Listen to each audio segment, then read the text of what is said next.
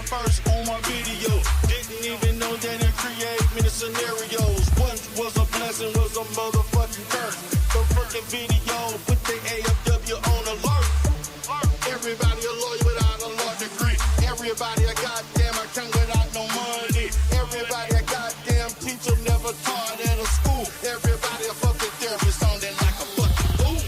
2023 was a bitch, was a bitch. Ladies in the sector shake that ass like this. 2023 was a bitch, was a bitch. Ladies in the stage shake that ass like this. 2023 was a bitch, was a bitch.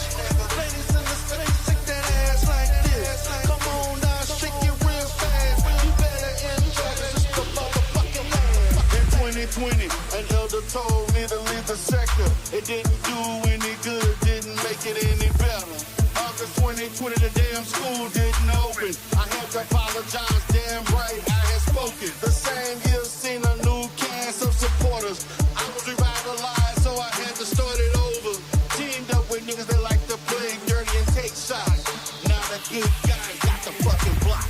2023 was a bitch, was a bitch. Ladies in the sector shake that ass like this.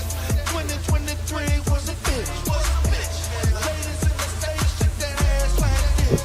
2023 was a bitch, was a bitch. Ladies in the stage shake that ass like this. Come on now, shake it real fast. You better enjoy this, it's the motherfucking land. 2023 was fucked up from the start.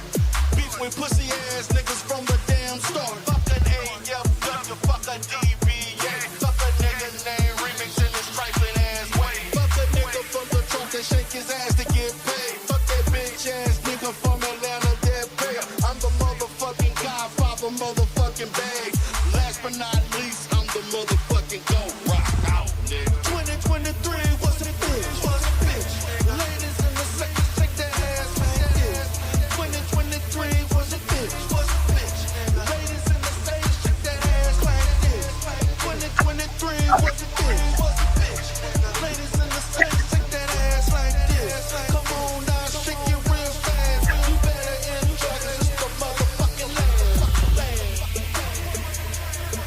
Woo!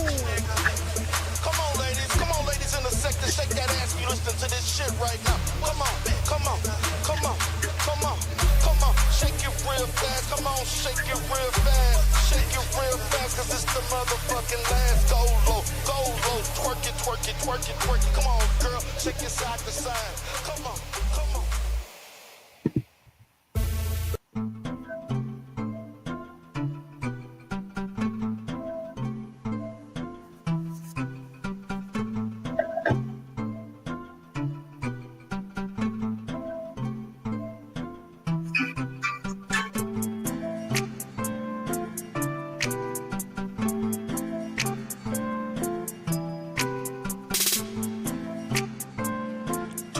Was a bitch. All I wanna do is this. Motherfucker don't know. Need to rail in this bitch. Niggas like to go low, but they can't get with this. Nigga trying to make money, starting off real hard. Nigga couldn't even go. Wanna know what's the show? Need to rail on the mic. YouTube streets in the night, doing all that he could. Nigga gon' keep it hood. But the haters won't top me, motherfuckers won't block me, assholes gon' flag me, motherfuckers can't stop me. Hating ass niggas everywhere, jealous niggas wanna sit and stare. Need the real, better be aware, hating niggas better be aware. Hating ass niggas everywhere. Jealous niggas better sit and stare. D-Darrell better be aware. Hating niggas better be aware. D-Darrell getting lit, yo. D-Darrell like FICO. D-Darrell score higher than a 7-800. That's not a typo. D-Darrell on horizon. China growth is higher. Troller trying to play me. They a motherfucking liar. AFW on a corner. Can't depend on honor. She recruit another sect. Now she is a wreck. Lame niggas in another space. Seeing dollar signs in this place. Good guys gonna protect the place. Trying to keep the fucking haters away. Hating ass niggas everywhere. Jealous niggas wanna sit and stare. D-Darrell better be aware. Hating niggas better be aware. Hating ass niggas everywhere. Jealous niggas better sit and stare. D-Darrell better be aware. Hating niggas better be aware. Hating ass niggas everywhere. Jealous niggas wanna sit and stare. D-Darrell better be aware. Hating niggas better be aware. Hating ass niggas everywhere. Jealous niggas better sit and stare. D-Darrell better be aware. Hating niggas better be aware.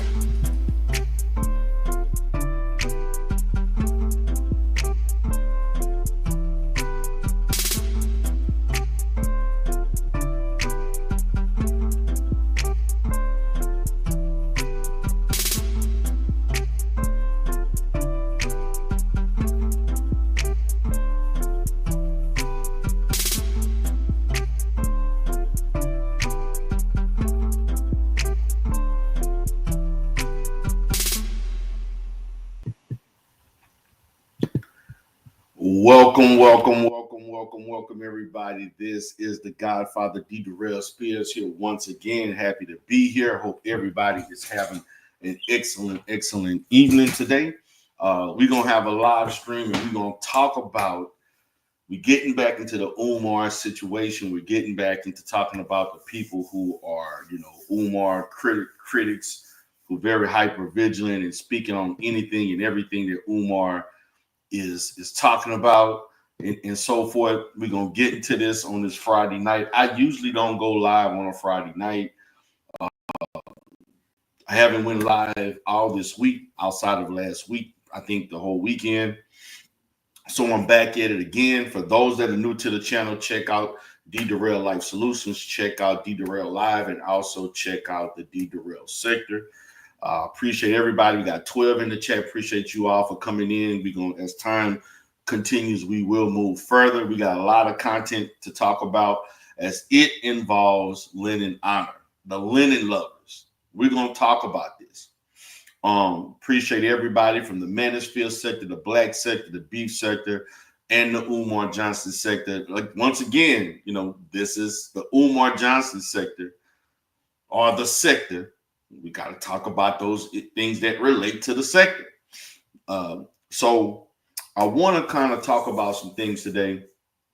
And if you read the description of the video, it is as described. Okay. Before I get started, shout out to Must Be a Trini Gal, Catherine Ballspot. Oh, Catherine Ball. You silly girl, but shout out to you for coming in. She said, "Don't be a stranger. Hey, don't be a stranger to the Godfather. Welcome for coming aboard, for being here tonight. You could be a lot of places. You chose to be here.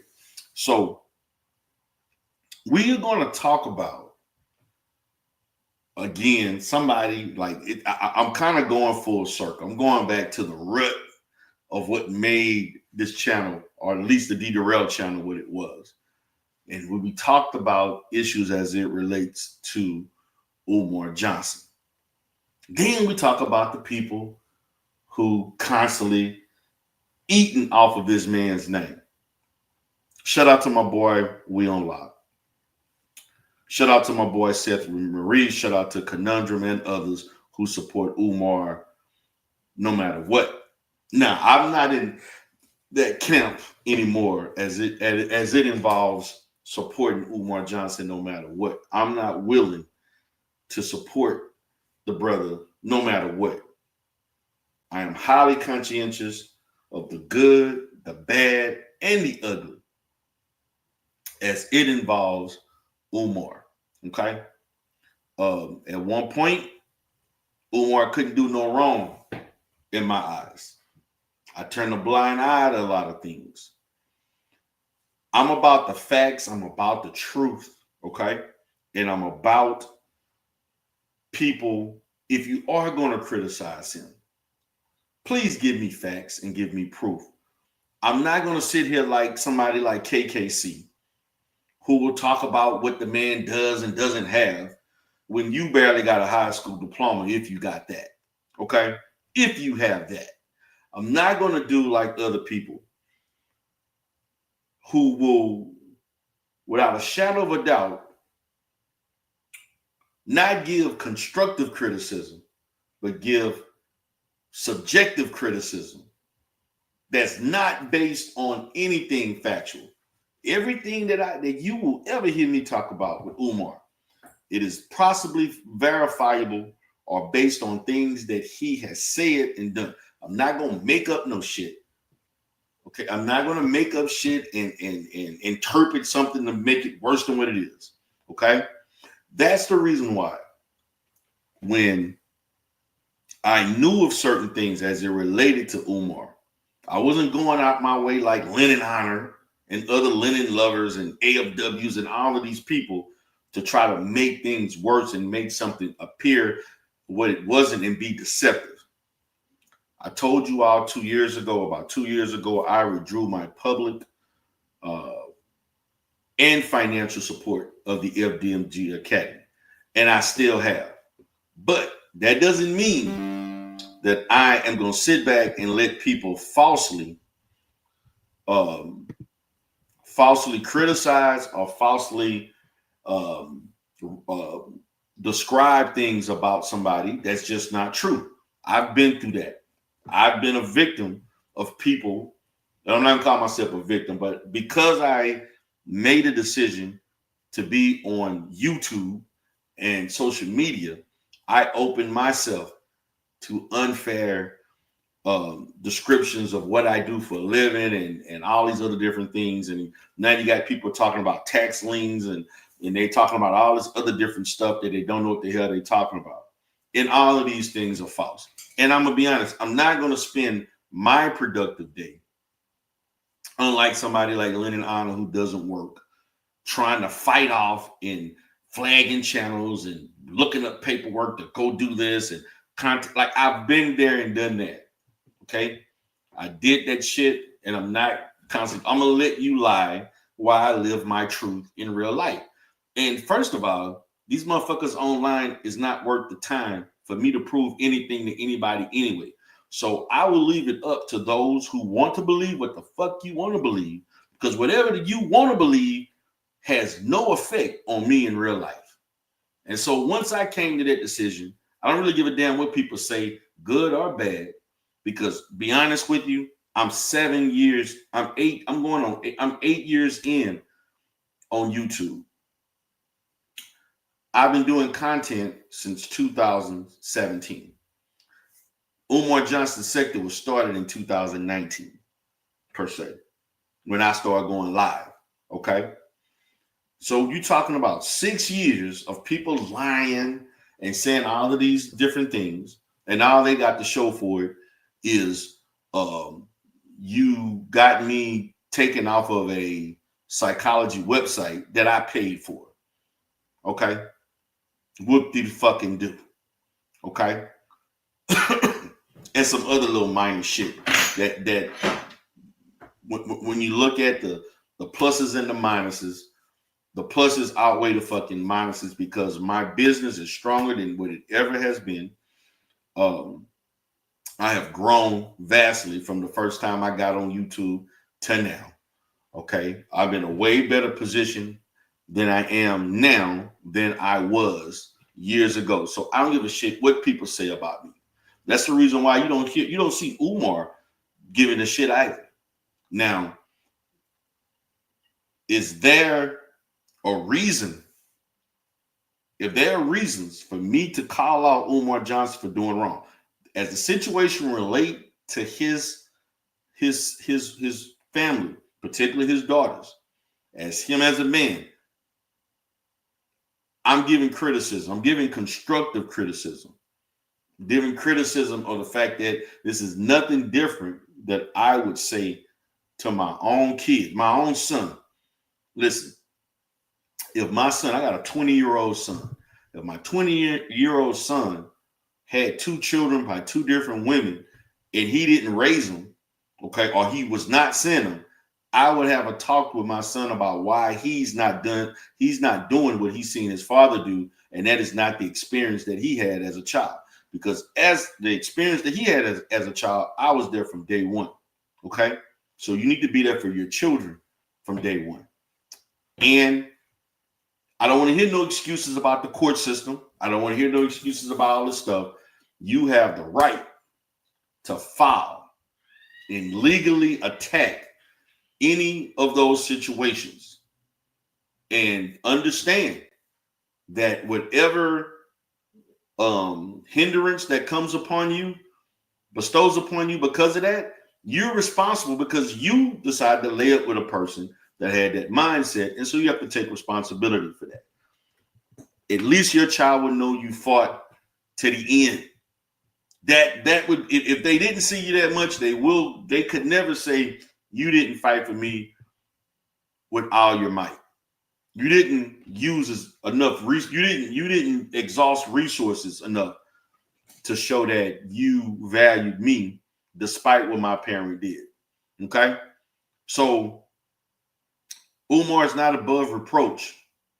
But however, as it involves the reproach, when you got niggas like KKC, which I want y'all to understand this, Lenon lovers like this nigga, Lenon lovers like people, some of the people that are in the Umar Johnson sector, straight up Lenon lovers. Lenon, can't do no wrong. Do you all understand the amount of hate that I received over people mad that I was criticizing Lenon Honor and that he was such this great father? And I'm sitting here like, great father where? Like, is the measuring stick of what's a great father in the Black community so low that we think that a man that didn't work in years is actually a good father? What's a great father in the Black community? Like, are you all losing your goddamn mind? A man, I don't give a damn if he was sitting there. You was sitting there begging, okay? You was literally begging. I want Lenon lovers. I know you're listening. I know you're in the clouds. You just as broke and decrepit as Lenon Honor is.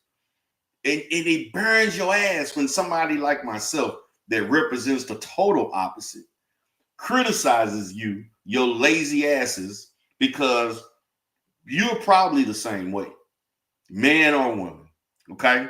You probably are living and wanting to become a social media star and beg people on Christmas to give your children gifts knowing damn well you don't even celebrate Christmas.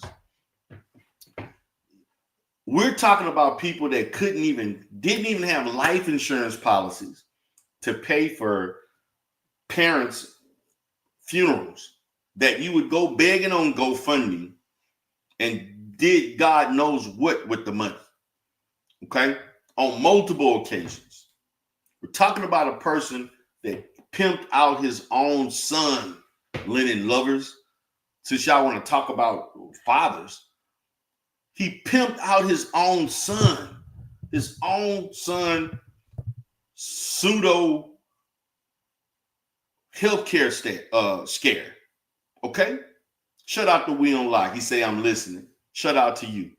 See, the Lenon lovers, y'all have no fucking sense. Y'all really don't.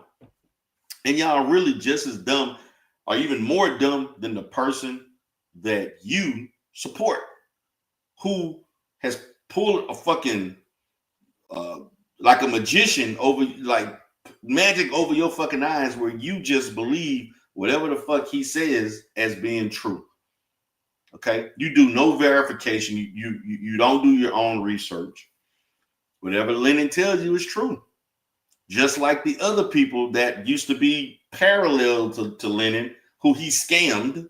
Okay, and which I will actually talk about this in another show. Okay, we're going to talk about how Lenon scammed people. Okay, we're going to talk about how Lenon scammed this man. You see this man with the BBL, the one that claimed that I want him to be my power. What straight man said some shit like this? What straight man said that another man wants you in a certain way using LGBT terms? He scammed this man out of $300 a month. Okay?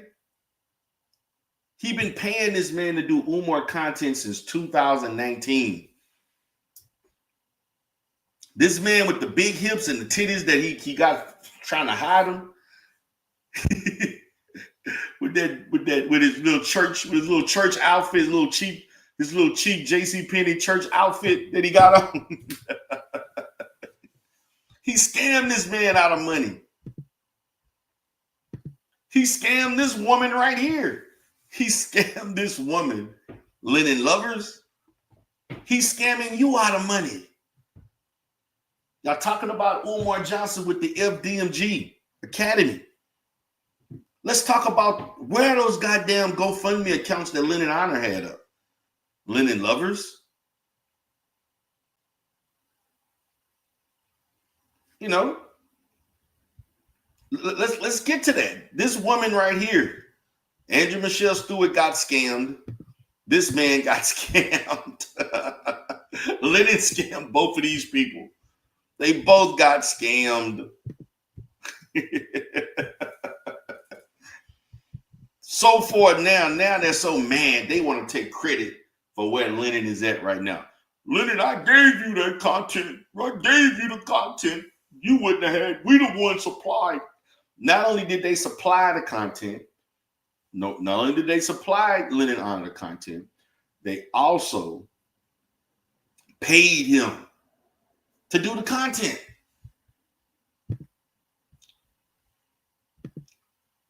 They paid. That was a scam.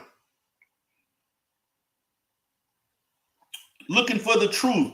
Lenon Honor scammed the AFWs. Now, I'm going to talk about that, guys, tomorrow. I'm going to talk to you all in detail about how much money, because I know I have pretty accurate estimates of how much money Lenon Honor scammed the AFWs out of.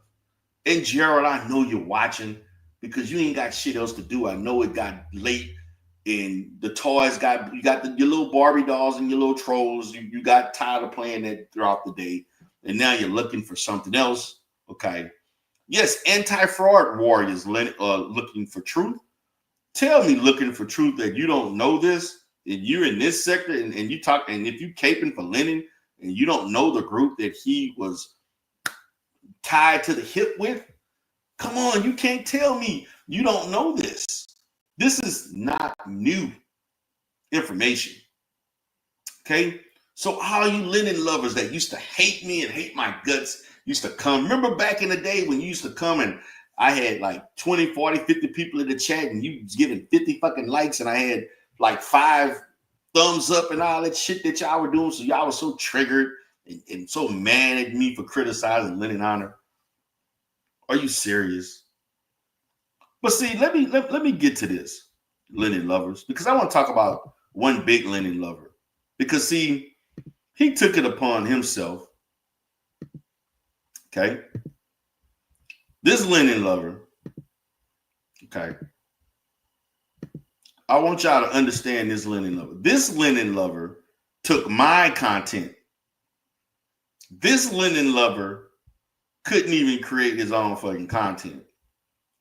This Lenon lover that we're going to talk about, KKC, the Lenon lover, the number one, Lenon lover of them all. Okay. Give me 1 second. I'm trying to get to the. Damn it. Okay.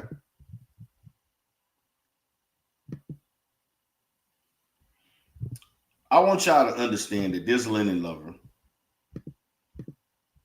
okay, KKC, King, whatever the fuck he is, took it upon himself to use my content, derail my interview with Jamal Johnson. I get it. You want to criticize Jamal. Listen, I criticize Jamal.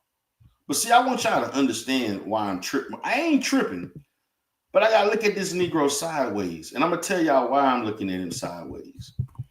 Let me before I really get into it. Okay. I'm gonna let y'all understand because I'm not really with all the fuck shit in the back and forth like I used to be. But this Negro, like, you try to be cordial with people, okay? You try to be diplomatic, okay? You attempt, guys. You attempt to let people come on your panels and talk they ish and all of this stuff, and I let him rock. Not only did I let him rock, we had whole conversations. The first time he came on my channel, I gave him all the pushback in the world. And I, went at his ass and made him look stupid. He is kind of stupid. He ain't got all his brain cells. But without that being said, I'm like, damn, I should have. The next time he come up, I let him rock. I let him rock. And then he takes my content, okay, with these goofy ass Negroes. And this is what he does. Listen to this. In this conversation is directed, and obviously someone who has done years of research, my content, and commentary on my son, but also on my family and myself. And I think it's gotten to a point. None swirls on Bro Brothers chat room in the house. Concentrate on my son if he chooses to do so. And I'm sure my son can handle that. But he needs to exclude myself and my family. We had nothing to do, even though he's trying. Now, I'll give a little backstory. I did come on the internet to try to dis controversial, right? Not to say addressing the content, who I guess like this salacious type of stuff. But I was very serious in what I was doing. I was not trying to in any way demean. Give me a second, guys. That's I got the wrong video up.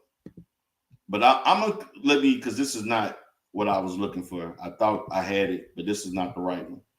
Okay. So he played a whole snippet of that. Okay.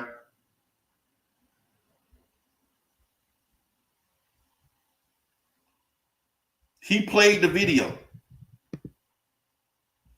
But he took it down. I thought he had it up, but the video that he did, the content that he stole from me, he took it down. I actually wish KKC you would have. I'm not gonna flag you, KKC. Don't be a coward. I wasn't gonna flag you. I was gonna roast your ass. But you was right to take that content down. He took it down. So I'm looking at his live streams. Here it goes. I think I got it here. Hold on.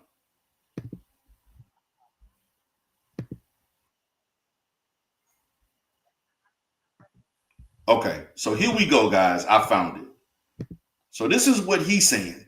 This is what he doing with my content. Notice he starts off with stuff. Okay, he talking out. Let me kind of. He talking. Here you go.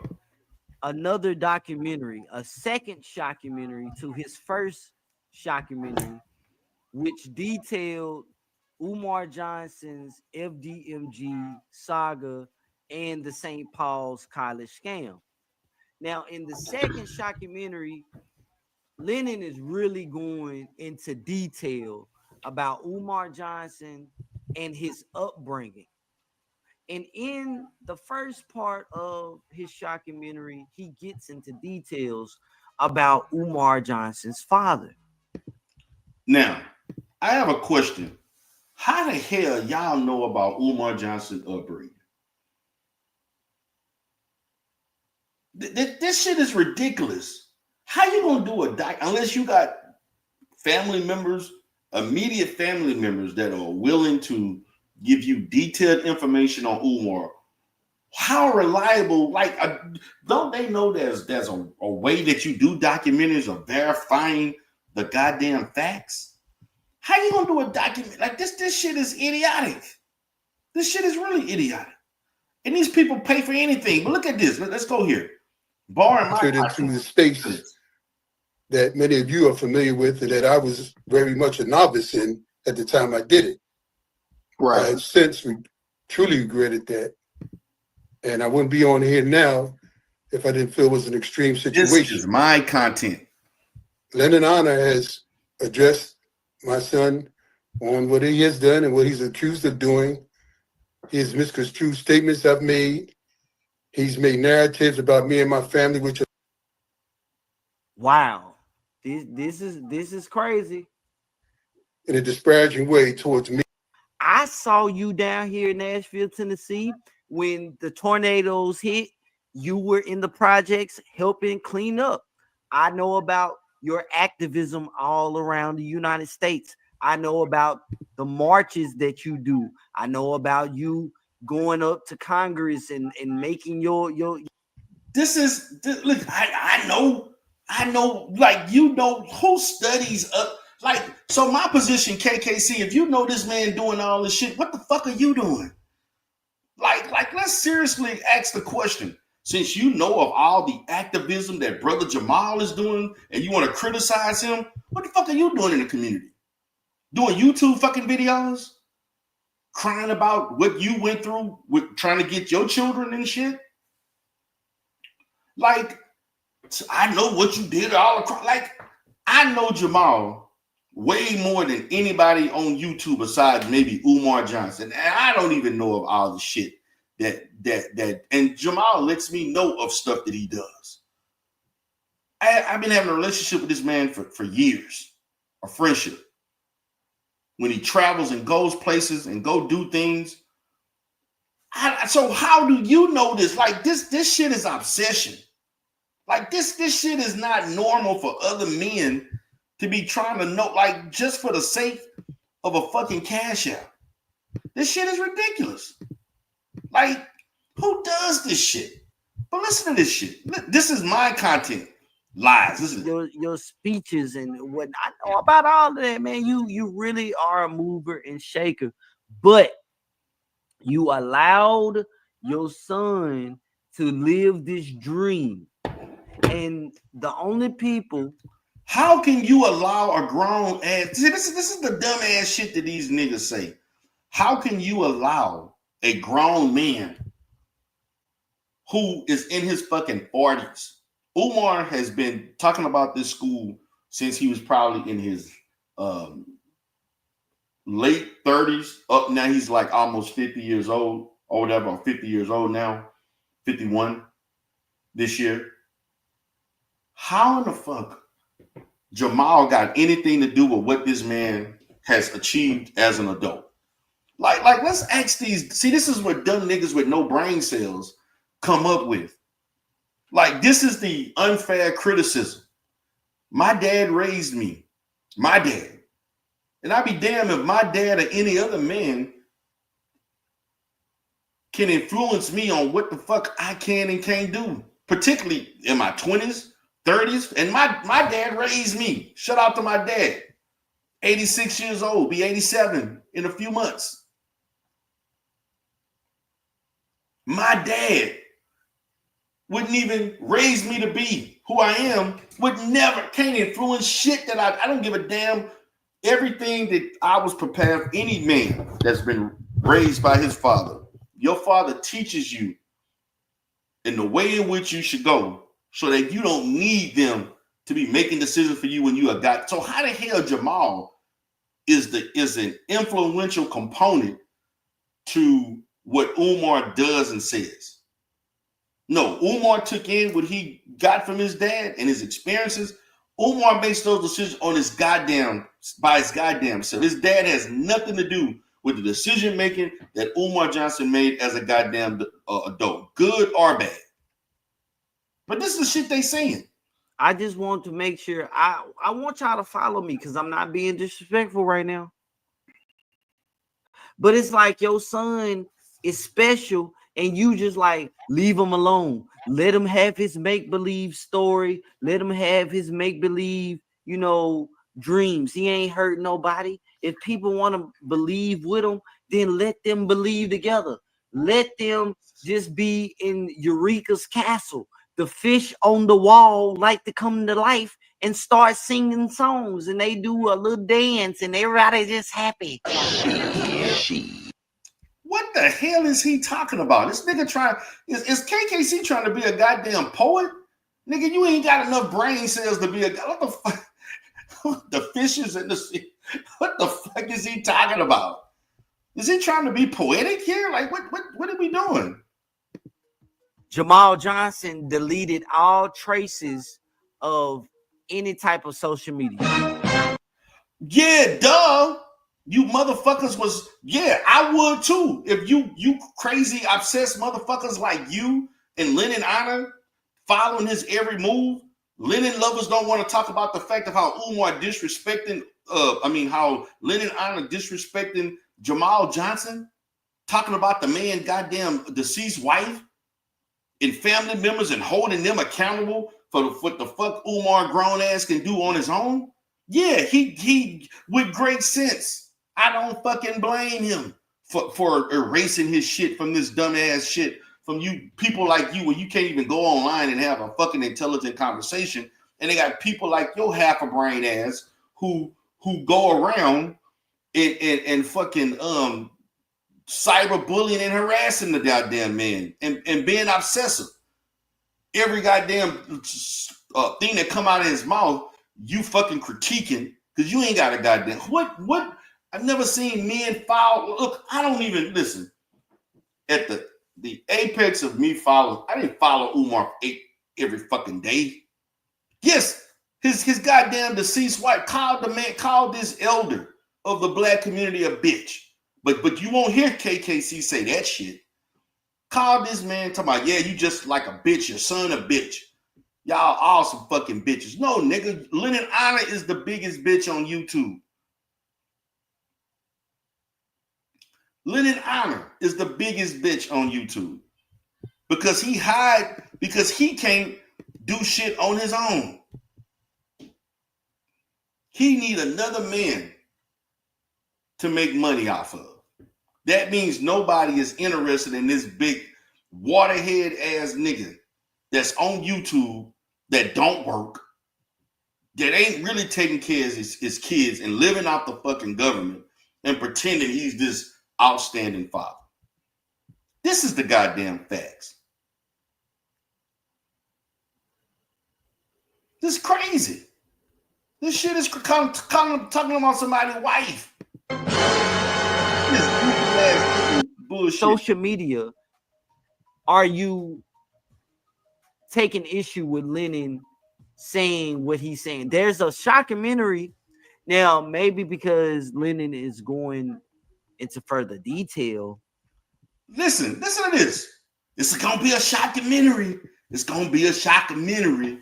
Lenon gonna go into detail. Go into detail of what? Let's use some critical thinking skills. Like, how deep can you go? Unless you are interviewing people that grew up with Umar, went to school with Umar. I would even say, unless you got some information as it involves the women involved in his life, people that personally knew Umar for years, how deep can you go into anybody's childhood and life? Besides you using excerpts like that bullshit you did, like the shockumentary did, of shit that you got on YouTube, you cut and paste and edit it and all that shit to say stuff that it didn't say. Just like the whole thing with Umar in the 15 killing, you edit it and then I cut and chop all of that shit up to make it say something that it didn't say, to create a narrative that did not exist. But it's only goofies like this Lenon lover, KKC, that believes everything. Like, dude, you as a father that claimed you did all you can to get your children, how could you, KKC? And I know you ain't got all your brain cells, but I understand, how could you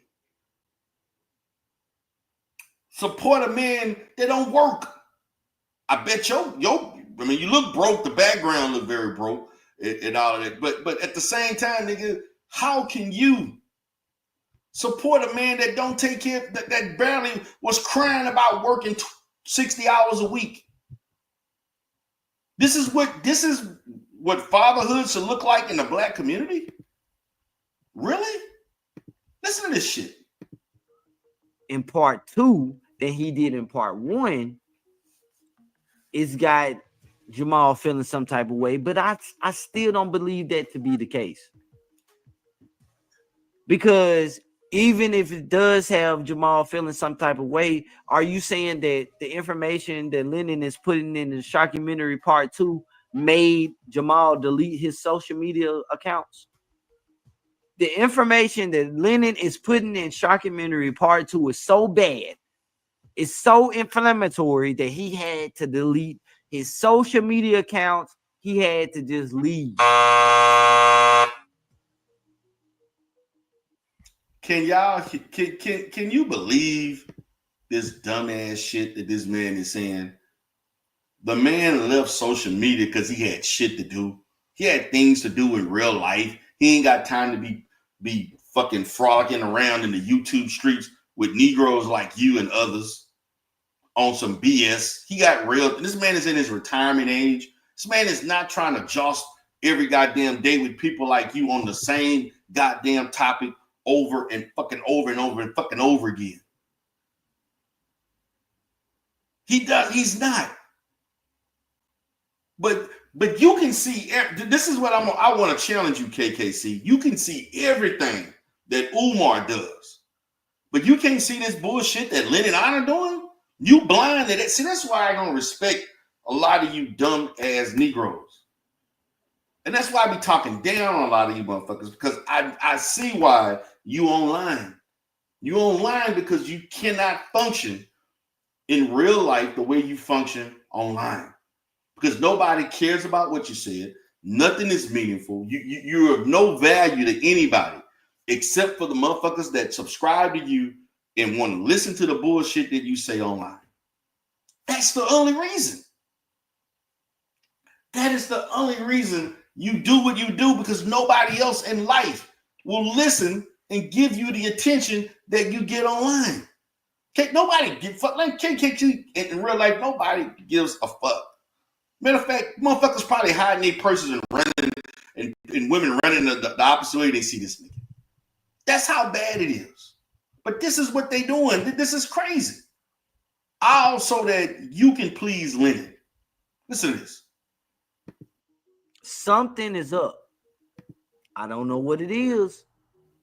According to Don and according to others, according to the video of the lady that said that she knows about Umar's daughter because they went to lunch and he told her, she also revealed that the IRS is heavily involved in what's going on. Don has said that he went to the FBI and that they are well aware of what's going on. This nigga believe. This nigga believe Don went to the popos. Can y'all believe this nigga really believed Don went to the FBI? This nigga probably got warrants. This the same nigga that it was fucking negative 20 degrees in New York, and this nigga didn't have a place to fucking stay. Got kicked out of Ghost House maybe a year or two ago. And this is who you believe in? Y'all believe in Don? Now look. This is some crazy. These niggas believe in Dunn now. Dunn called the FBI. Oh, y'all, man, look. This is some crazy ass shit, man. Dunn. Y'all gonna believe Dunn. This is how y'all don't have any credibility, man. Y'all gonna believe what Dunn says? Icy Dunn, Dusty Dunn, running scams and trying to get people to invest in bullshit with Umar Johnson. I don't know how true that is because we know that Don likes to make believe just like Umar Johnson does. But what we can't deny is that Jamal has deleted social media accounts and he wants no affiliation with his son regarding the FDMG saga no longer. Let's continue. And this is the message I want to get to him. I'm not, he plays tough guy. He says something like, well, I would tell him to his face. That's a great question. Well, Mr. Honor, I'm saying this to you direct. Let's not get to this. He talking to. Listen to all this. To stop. Be the real. What energy they were born. And struggle in. Be a national black school where you can enroll your black child after unenrolling them from public school or charter school to Umar Johnson school. That's not how it works. You have to join the cult, and then your children can be enrolled. Guess what? They don't have to be accredited. They're not trying to be accredited because the children are going over to Africa. That's a pipeline to Africa. What the fuck is he talking about? A pipeline? How the hell sending your kids through the National Black Parents Association? A pipeline to Africa. Do you understand? These people ain't even got fucking passport. Do you understand the process you gotta go through? You think parents are sending their kids to fucking Ghana or across the goddamn planet unless they come? Like, who is? Do you all put thought into the fucking lies that you all profess? Oh, you like this shit just makes no fucking. Anything just spun out of his goddamn. It shit don't even make no goddamn sense. Like, I'm like, dude, this is like, I let you rock on my channel, but it's like, now you get on your channel and talk shit. Now you're gonna talk shit about me. That's why they call it the Re-Africanization Academy, because the children are not going to be educated to enter into society to become a lawyer, doctor, dentist, a plumber, nothing like that. If they do get a trade, it will be because they're taking that trade over to Ghana. Wow. That's how all of this is supposed to be set up. This shit is ridiculous, tonight, man. We ain't getting into all of that. We gonna bring it all the way back down to Jamal Johnson saying that his family, it's another for real cult. It's another cult. It's another cult. We are watching the rise of an American cult leader through Umar Johnson, where So KKC, can you talk about the cult that you belong to?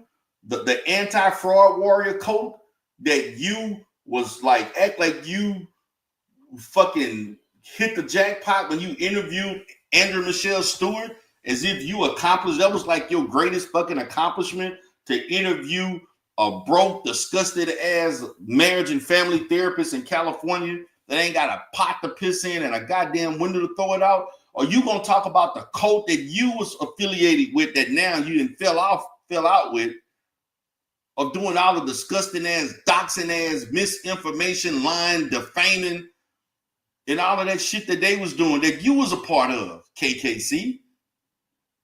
Let's talk about that cult that now you're no longer, just like Lenon, no longer affiliated with, that you was involved in. Started off seeing him as just a social media meme and social media influencer asking for money, saying he was going to build a fake school, writing felonious books, another conscious community swindler.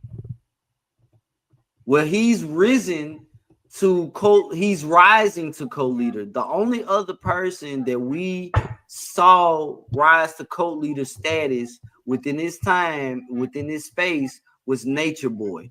Nature Boy is now serving life in prison. Oh Lord. Now I guess Umar gonna be serving life in this space. Hey man, you know, we are covering this tonight. I just want to touch bases with you, just in case something is said in this interview that we need to bring to your attention. We most definitely will. And all of these ill things about you and denigrating yourself, your family. You know, like you said, it's one thing to say things disparagingly about Umar, and obviously it's for economic reasons, but to bring the whole family due to his obsession with Umar is greatly unfair. I would like to know if you what is the, have you been like the blame, like when you talk about your family and people knowing about this, like how are they responding to you about this? Like, because obviously this has gotten you to the point where you feel like you have to talk about this. Like, has that been like the catalyst to triggering you to have to actually come out publicly? Is it because of the family response to you or Umar, or is it just something you felt like you had to do yourself?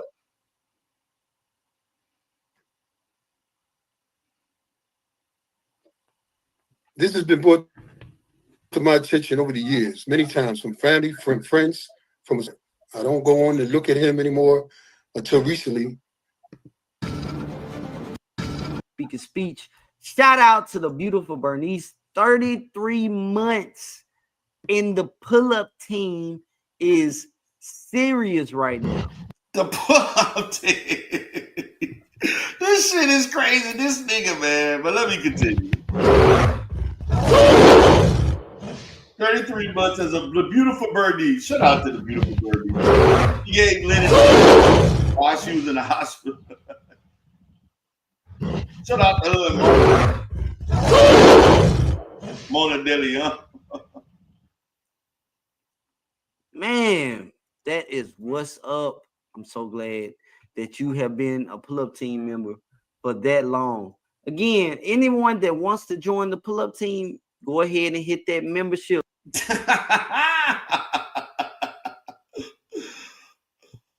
Who wants to belong to the whack-ass pull-up team?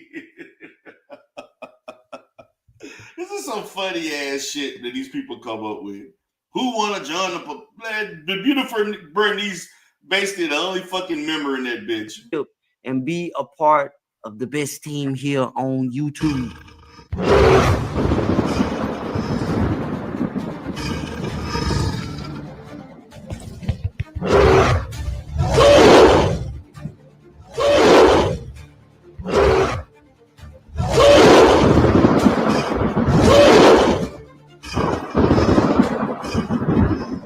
Sideshow that shouldn't be happening. Umar can handle his business. It pertains to my granddaughter. He just recently graduated with over a year ago. Poetic Flacco was going around hiring these different people. Now look at this. Now look, he want to talk about Poetic Flacco or what they was doing, but he didn't want to talk about the shit that Lenon and others was doing. But let's get to this. Hold on a second. Let me go back a little bit. Poetic Flacco was going around hiring these different people, saying that they had slept with Lenon Honor. Caping for Lenon again. They came through your platform. Listen to this. Listen, it came through my platform. This is him caping for Lenon again.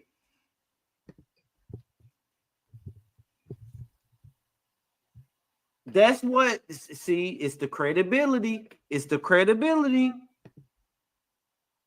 That's why I have to keep the lie alert on the screen. You lies have not stopped yet. The lies, nigga, you are the personification of lying. Your obsession with Umar Johnson, man, listen. Really be honest with you, KKC. The little change that you make, nobody really give a fuck about what you saying online. The masses don't care. The masses really don't care about what Lenon does. The only thing is that Lenon doing 1,000 on a live stream. He get like anywhere between 8 to 1,100 people, and he make about $50 fucking. And I'm gonna show y'all proof of that shit. But let him continue. Lenon has showed his cybersecurity degree online several times. Whoop-de-doo. Whoop-de-fucking-doo. Everyone knows that Lenon graduated. He has a cybersecurity degree. Okay. And? I'm not understanding why it's so hard to acknowledge people's accomplishments. Oh, it's why? Are you fucking kidding me? But Umar ain't got 6 degrees, but you gonna fucking acknowledge a goddamn cybersecurity from a goddamn 4th, 5th rate ass school that was fucking online. Acknowledging people's accomplishments, but you don't want to acknowledge Umar's 6 fucking degrees. But you want to acknowledge that weak ass degree that Lenon Honor ain't even using right now.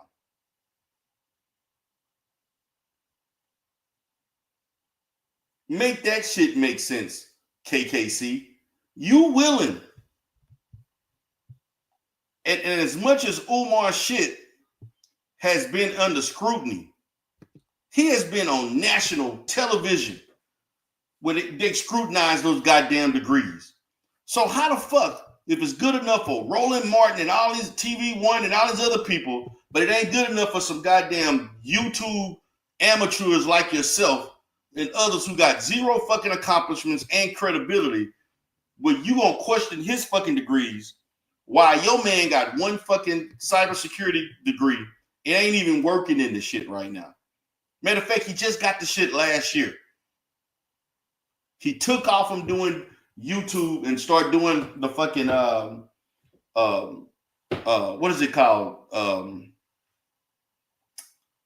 He started doing his own members only shit. Then he came back. Now he doing 2 or 3 lives a day because he ain't working. Nobody, Lenon Honor, one day last week and the week before, went live twice in one day. And he went live for a total of 8 to 10 hours on both live streams in one fucking day. Does that sound like a man who got a fucking job? Does that sound like a man who really has a job? Does that sound like a man who's really working with 5 goddamn kids? And I think that oldest one should be 18 by now. It's nothing personal with me. Nothing personal. I don't take shit personal on this bitch.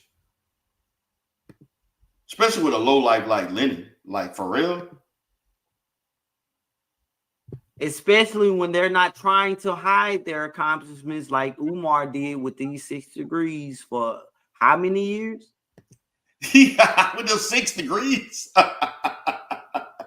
Where is your degree, KKC? And Lenon got that fucking unaccredited ass degree that he got. Anyway, but let's continue. You want to talk about a young lady emailed you knowing good and doggone well 9 times out of 10 it was one of your floozies paying them. Oh, now I paid a person. I paid a person. Can y'all believe that? Lenon, listen, you want to criticize. We on lock. You want to criticize the Umar supporters. You want to criticize these people, but we can't criticize Lenon Honor for providing services that he was not qualified to provide. And yes, I did a video. Look, this is old shit because I'm not going back and that video don't even exist no more. That shit is like 5-6 years old, where I showed the goddamn email. I gave proof of that person emailing me, and I read the goddamn email to everybody. Okay? So we're not gonna even go there. Okay?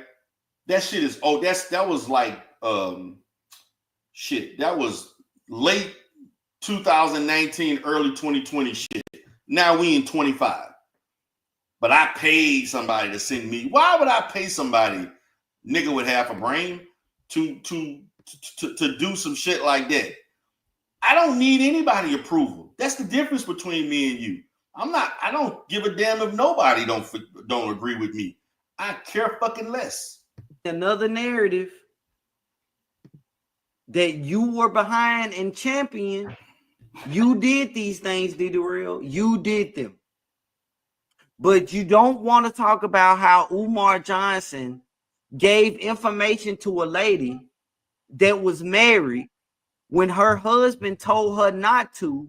She did it anyway, and it cost them money. And he called into Umar Johnson's live stream and said he wanted to pull up on him because he wanted to know why he gave his wife this damaging information. You don't want to talk about stuff like that. Listen to this shit. Umar Johnson has given and continues to give damaging information about children with special needs and IEPs and telling them not to take medication. Now, first of all, KKC, again, you have no degree. You're not even credible, KKC.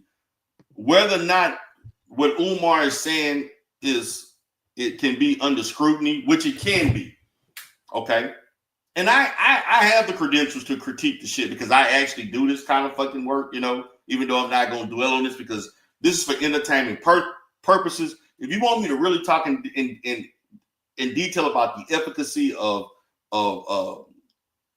anti-stimulants, or I'm sorry, stimulants to the brain as it relates to people diagnosed with ADHD, I'll talk about that on D-Real Life Solutions.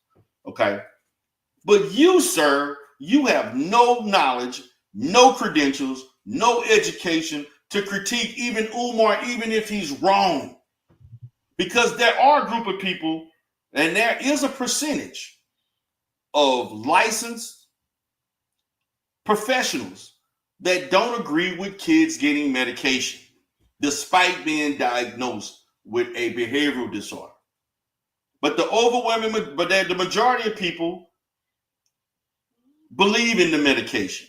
The research shows the combination of behavioral therapy along with psychopharmacology treatment is the best form of treatment. Although some people believe in just doing medication and no therapy. Then they got those that believe in therapy with no medication. Okay?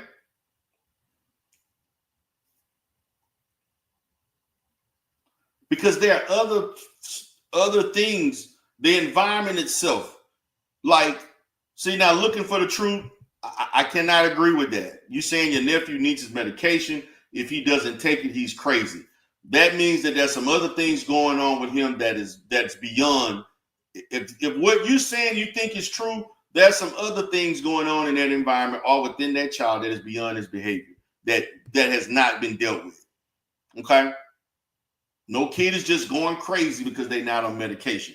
They may be more hyper. They may be more difficult to control. Okay?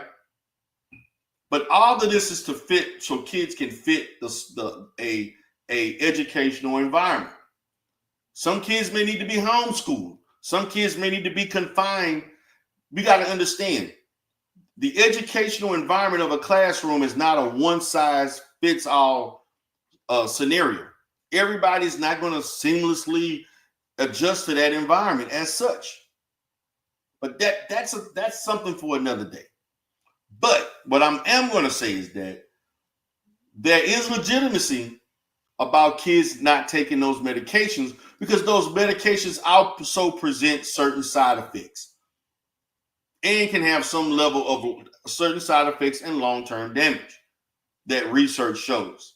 So a parent has the right to educate themselves and decide whether or not these medicines are not appropriate for their child. Now, as it relates to the level of what Umar may say that may be misleading, but KKC, you can't speak on that, brother. Stay in your goddamn lane. Forget if they have a behavioral health issue. Don't take the medication. Just because you got a behavioral, this is again, you ignoramus, just because you have a behavior, there are kids who function well without medication and have therapy, behavioral therapy, cognitive behavioral therapy. Most don't, but some do. It's a case-by-case scenario where a parent decides based on the information what is best for their child. Let's stop the cap here. I'm so confused. Just like Jamal Johnson is highly irritated and highly mad and frustrated based off of information that has not changed, that has remained the same over the years. The only thing that has changed is the truth has come to light. The only thing that has changed is Umar Johnson's child is now on these streets, on these YouTube and internet streets. These streets. Nothing else has changed. Now, this is what he was doing. Now, looking for the truth, fighting and aggressive behavior, although that is synonymous with kids who are aggressive, but that is not a symptom of ADHD. Okay? ADHD, primary things we're looking at is hyperactivity, inattentiveness, and impulsivity, not violence.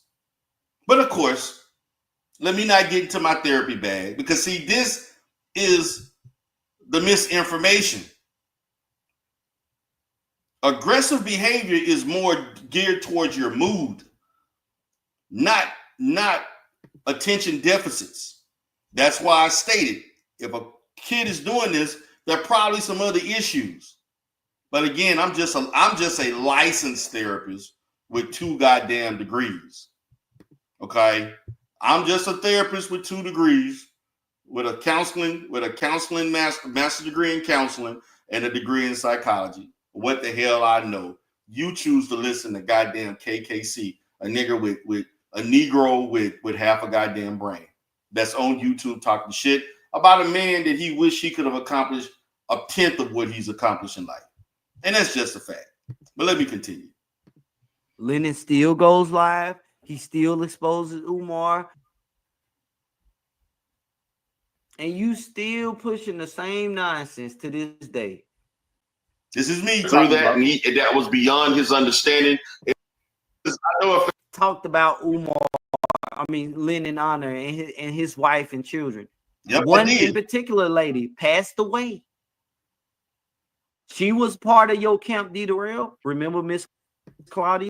This the Negro. This nigga, my content. My content.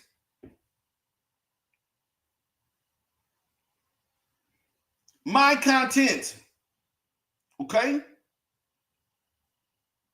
My content. But he want to criticize me, but you use him. I don't use guys? Do you all see me using KKC content? Do you think I give a damn about some goddamn KK? I don't even mention this Negro. This nigga came to my channel to get the scoop and the information. You don't see D. Darrell going pontificating over there with him. No, I don't. I care less. You came to me because my channel was where it was at, as always. Yep. She passed away. Talked about Lenon Honor's children. Okay. Lenon Honor need to talk about his own. Right before she died. Sadly, she did. Your whole camp faded away. Ooh, we faded away. And you still pushing the same nonsense to this day.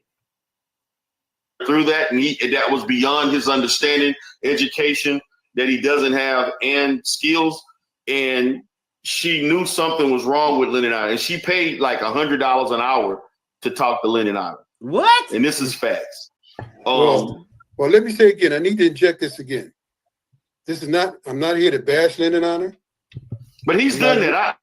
I know that for a fact. This is I know a fact that he did it. This is facts. You don't have to Okay, I'm saying I'm not here to bash him. I'm not here to insult him. You know, I'm not here to threaten him. Right. I'm here to say that everybody in this country has a right to privacy. And it makes no sense to continue to think that it's continuously says, don't give your child conservative at all. Now here he go walking What's around in that that, dusty ass shirt. Look at this nigga, man. Listen, let me explain something to this Negro. What you don't understand is that in some cases, that may not be the best form of treatments. Do you understand there's a such thing as misdiagnoses that occur? So if you give a kid that truly doesn't have, you don't understand the issues and the error that goes into diagnosing, because a lot of these kids are misdiagnosed with ADHD, that when they take a stimulant, it makes their behavior worse, KKC. But I don't expect a Negro like you to understand that. Now, yes, Umar, there are people who believe in no medication. There are people who believe in medication being the last resort. I'll be honest with you, I don't believe in kids taking medicine younger than 8 years old. That is my decision, and I will as a licensed professional tell a parent to exhaust all interventions before it resorts to using medication. There is legitimacy in not giving these kids medicine because of the side effects. There are kids who have ADHD who are functioning well with intensive behavioral therapy and being in environments that are relegated to monitoring and fostering positive behavior and behavioral change. Okay? It may be the fact that they just don't function well in a normal public school environment. Okay? There's levels to this. There are all types of situations. All kids are different. As you look at the features that involve ADHD, it doesn't look the same in every kid. Again, we're talking about hyperactivity, impulsivity, and attention deficits, inattentiveness. Okay? And so a layman, bootleg layman like KKC wouldn't understand that. So you take the extreme where Umar said never take Concerta. Man, Concerta they got all these new generation drugs. I don't even think Concerta is even though he may have said that years ago, they got all different types of meds. I don't deal with children as much as I used to. I deal more with adults now, so I don't know what are the updates as far as the new generation drugs and things like that. You know, they got all types of new drugs now. That's outside of my area of expertise, so I'm not going to get into that. But the fact of the matter is that you sure the hell don't know, so you need to keep your goddamn mouth shut and stop falsely giving information that you can't even conceptualize. KKC, you ain't even got enough brain cells to process the shit. And you want to talk about somebody else and what they're saying with no degree, struggle shirt on, raggedy background, raggedy mic, and a monkey shaking side to side in the goddamn screen. The fuck out of here. Oh my gosh, what's that other little ADHD medication What's that that they tell you to Oh my gosh. Ritalin. That's nigga, don't you know? This nigga talking about Ritalin. Do you understand that was an industry issue with Ritalin? Like, nobody prescribes Ritalin like that.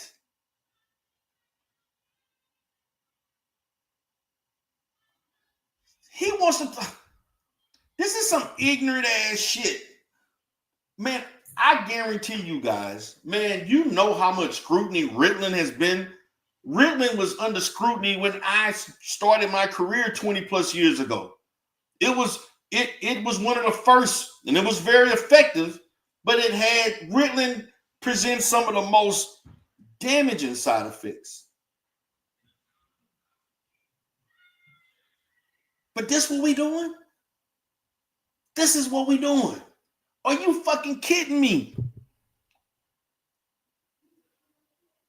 This is what we doing. We're going to talk about some goddamn Ritalin. And these are all, I want you to understand, Concerta and Ritalin, and Ritalin is older than Concerta.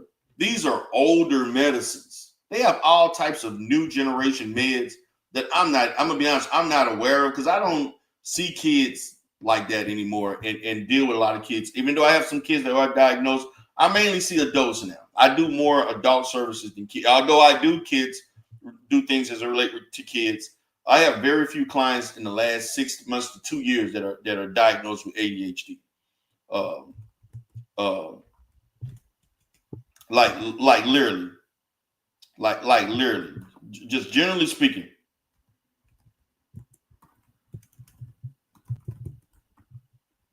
Like I'm sitting here, man. They got medicines that I don't even know. They got all kind of new medicines. You know, they got all kind of new medicines. I'm not too aware of all these medicines. I'm gonna be honest with you, and I'm not gonna really get into all of that. You know, they got something called Kelby and Astaries or something like that. They got all these new, I can't even pronounce the words right. They got all this new stuff. And then 10 years from now, they're going to have other new medicines that are going to replace the old generation medicines. It's it's spelled Qulbree, and Astari, I think, is Azstarys. Like, they got all kind of new stuff, man. I don't dab into that because, number one, medication pharmacological treatment is not my forte. I don't have a medical degree. I am not. People can talk about Adderall. Adderall is actually is an ADHD that's probably still prescribed and so on, but that's not my area of expertise. So if it's not my area of expertise, you sure in the hell ain't your half a brain ass, sleepy looking ass that's on the screen talking shit about somebody who actually has experience with children with behavior. So it's funny how a person with no education, no skill set, okay, is going to criticize a man who has at least 2 psychology degrees or 3. I think he has I think he has a master's and a PhD in psychology. I think his bachelor's degrees are in political science and education. I think I may be wrong. But who are you, KKC? Who are you with no degree to criticize whether or not Umar is certified or licensed, which he's not licensed. He's not a licensed psychologist, okay? He's a certified school psychologist, which is a designation to function and provide mental health services in the confine of an educational setting. That is not the same thing as a clinical psychologist, because a clinical psychologist doesn't have those limitations that a certified school psychologist has. And that's one of the things that I criticize Umar for saying, because it is a bit deceptive to people that don't understand the difference. Shout out to Miss T. Pre, shout out to Nick Ray, shout out to Miss Things. What's up, Miss CEO Boss Lady? But I need to. No, it's not. Fighting is not a symptom. Fighting is a symptom of mood. It's not a symptom of a behavioral disorder. It's not. Fighting is mood related. And there's a difference. But what I want us to understand, okay? But what I want us to understand is that KKC, you don't understand, brother. You don't understand what you're talking about. You don't understand what you're talking about, but you want to speak on what somebody else should and should not be saying. Okay? And that's a problem. That's a problem. But let me continue. I'm trying to riddle it. He's cocaine and all. Oh,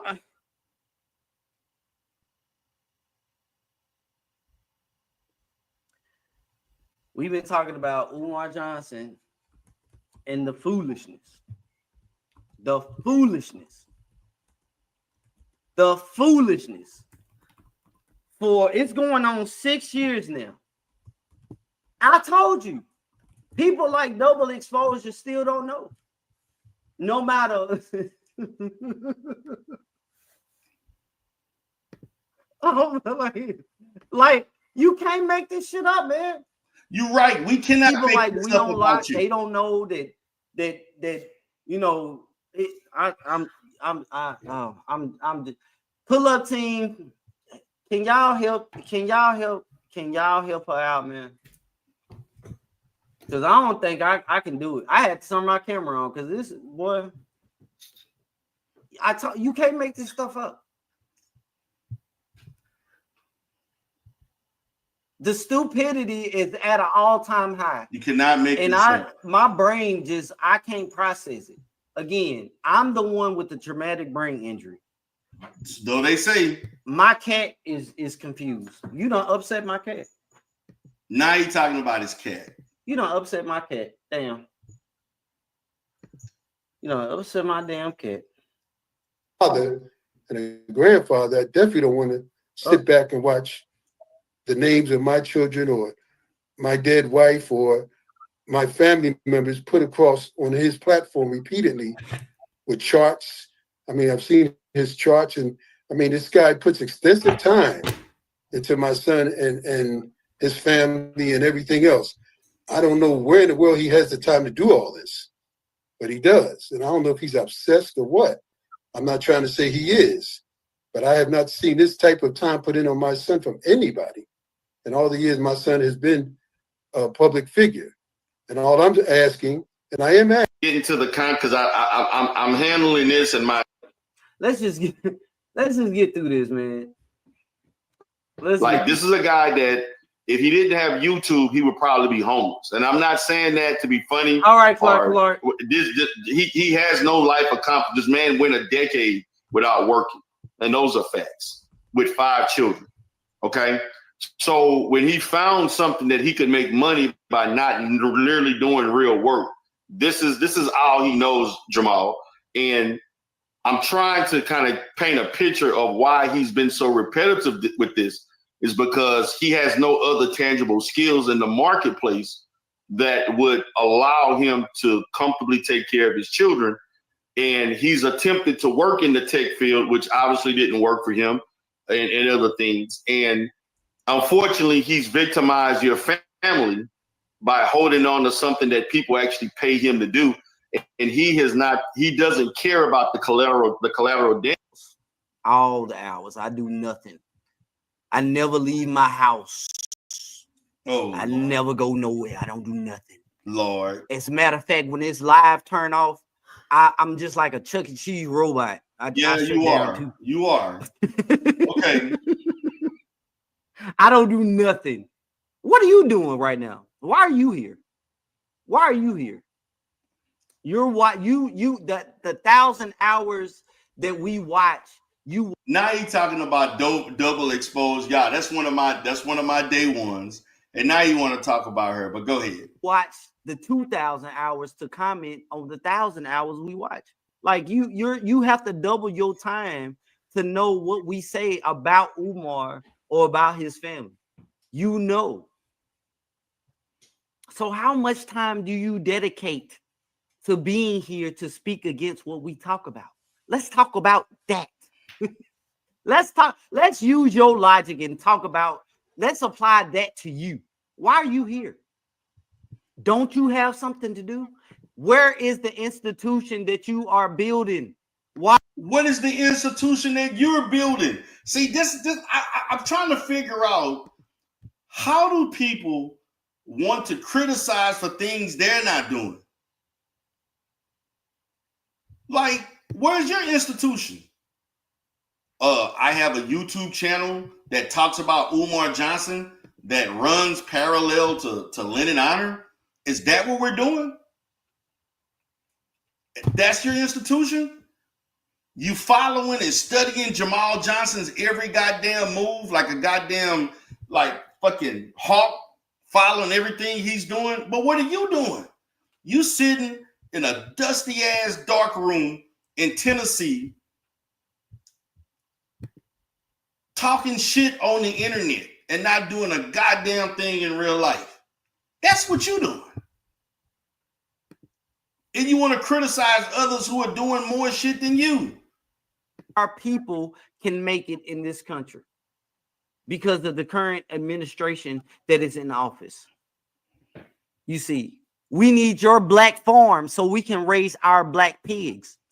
We're waiting on you, double exposure. You have exposed us. So now you want to play with double exposure. Let me erase, go past it. Don't block double exposure. Double exposure, no questions at all. And then you wrong. You shouldn't be saying this about Umar. You shouldn't be saying this. But you won't say nothing about Umar and the things he done said about his baby mom. First of all, I can't say, nobody can say shit. You critique me, sir. You critique me for saying shit about Lenon. Half of this video, as it involves what I was stating, you criticize me for a poor excuse for a father.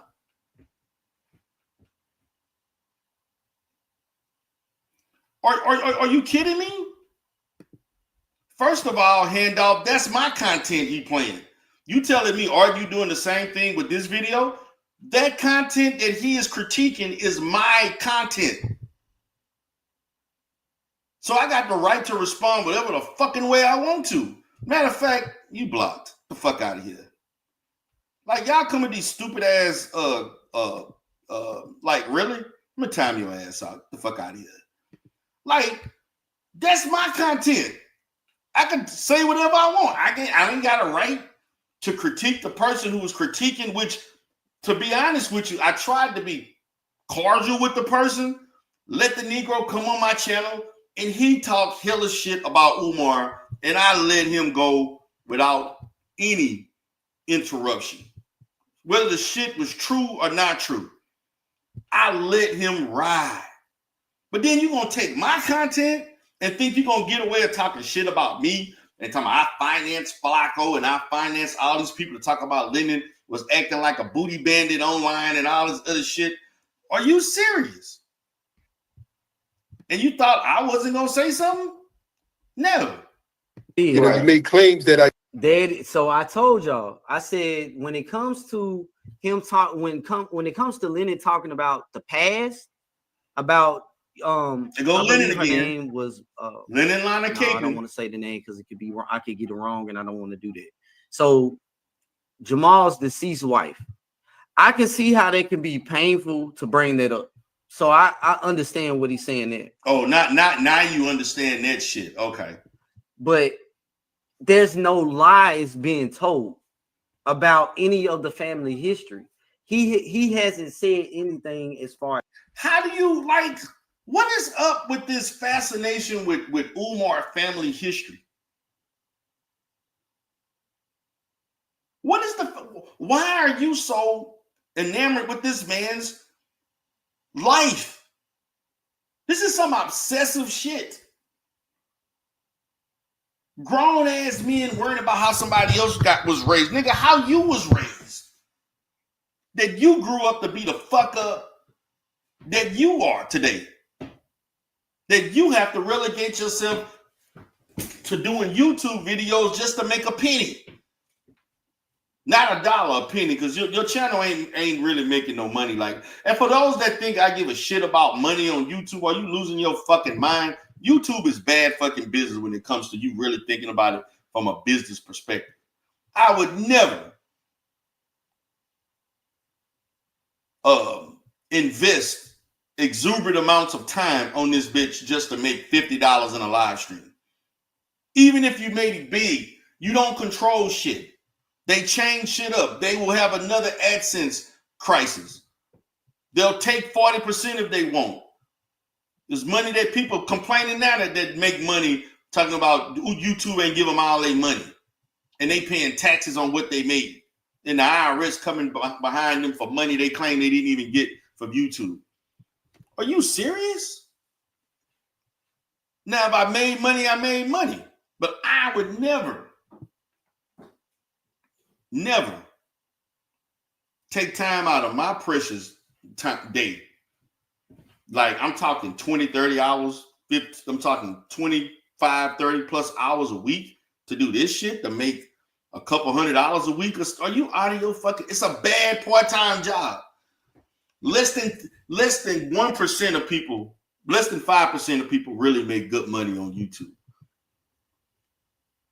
Matter of fact, I saw a statistic on YouTube that YouTube put out.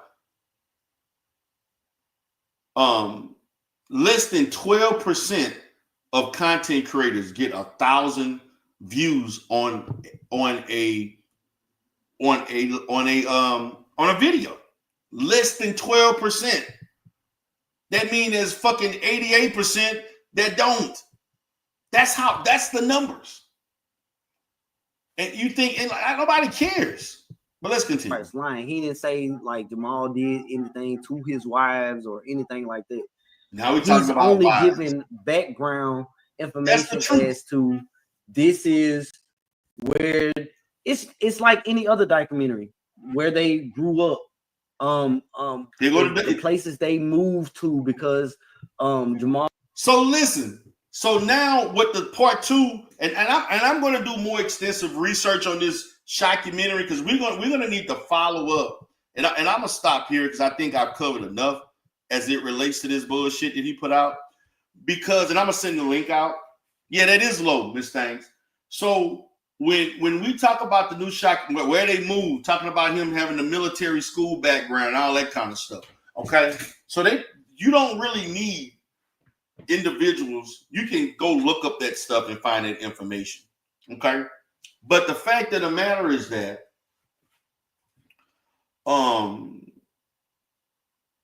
unless you do some interviews with people that can verify that they went to school with Umar, they cousins of Umar, they dated Umar, they was best friends, households, family, it has no credibility. I don't want to hear what you research and then you're speculating what happened. That's not how documentaries are done. Documentaries, they're interviewing people. They have documented facts, or your ass gets sued for putting out misleading information. That's the reality of what happens when people do documentaries. That's the reality of that. So I was trying to get to. I'm trying to think which one it is. Is this it? Hold on. Give me a second.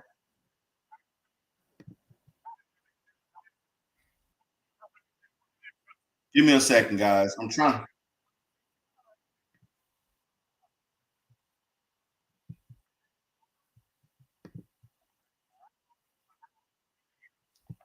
I'm trying to look for the video that he came up.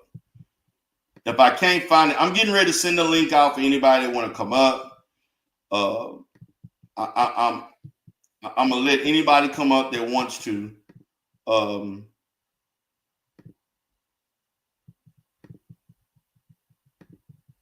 Damn, I can't find where he came up.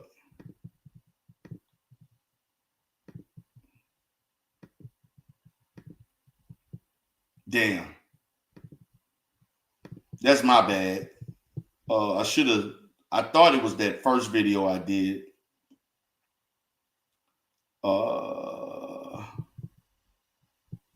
Let me see if it's this one.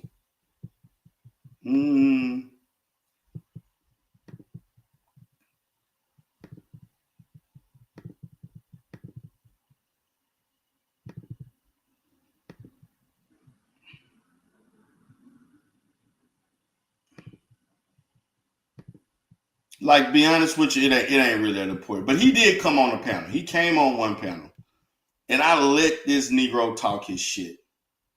I let him talk his shit. I let him say whatever he wanted to say. And then he want to take my video and shit on me and Jamal because we wouldn't. I started holding Lenon Honor accountable for the bullshit that Lenon Honor was doing. Okay? I started holding Lenon Honor for things that Lenon Honor has not done, it continues to do, all for the sake of a goddamn cash app or super chat. That's facts. So I want to do y'all a solid, on this shit with Lenon Honor. I want y'all to see, like, what is, like, people talk about what Lenon Honor making, man. Like, he making all this goddamn money. Like, okay, are y'all serious? Y'all really think Lenon is making this money? Okay. I'm gonna show you all.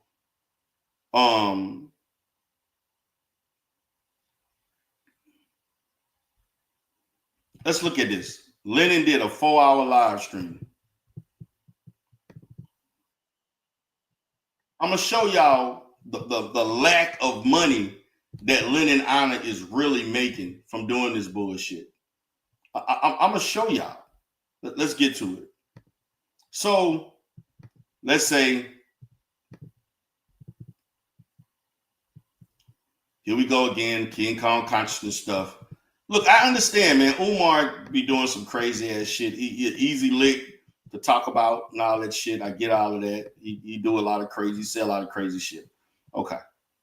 Now look, Lenon, I want y'all to count this out. Look, you see this? You see this? I'm not gonna even go in. This video here was a few days ago. Okay. This video was called Umar Johnson Deadbeat Dad. Okay. This video has 14,000 views. Okay. 14,000 views. You know how much Lenon Honor probably made on this video for 14,000 views? He probably made $2 or $3 of AdSense. Okay. Now, I want y'all to see and understand this. Okay, as you can see, $5 from Black Wolf. Now, I want y'all to keep in mind these Negroes that keep coming on here gave them $5. Okay, $5 fucking dollars. Okay, so then if you fast forward, then you see somebody who bought a membership. I don't know how much his membership is. Okay, whatever amount his membership is. Then if you keep going, he didn't get another cash app till like later on. Now again, this is just the cash apps. Okay. I'm just sliding through slowly so y'all can understand. A damn near 30, 40 minutes that went by with no cash app, no super chat. Okay. Okay, here we go. We got another one. Here we go. Black Wolf again. Now, y'all just saw, didn't y'all just see Black Wolf 412 gave another fucking $5. Okay, he gave one like at the 30-minute mark. Then he gave another fucking $5 at the hour, 10-minute, and 51-second mark. This is, they got the same people donating multiple fucking times $5. That's what this is the fucking con game of this bullshit that Lenon pulling. The same dude donated $5 again. Now I want y'all to understand this. That's $5. Okay. He gave $5. Then another person, Miss Independent My Way, gave $5. Okay. This $15.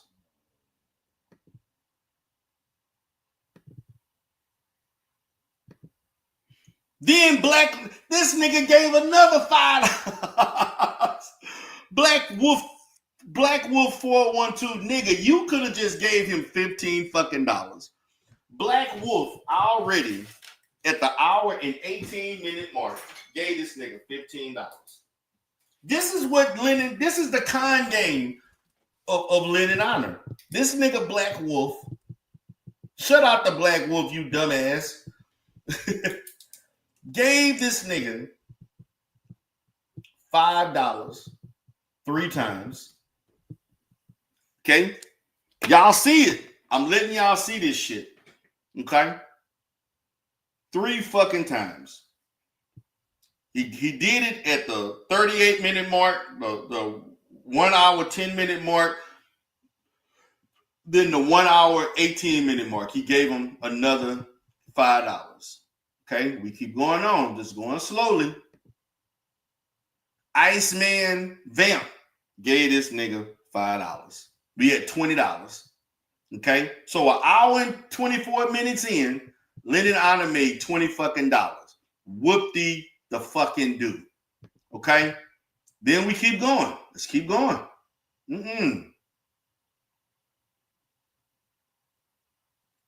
Okay? Big Papa Absence gave this nigga $5. We had $30 right now. Okay? Then a person named Jason McCall, $5. Okay, look, this is all $5. This is not a lot of money. Okay, let me go back.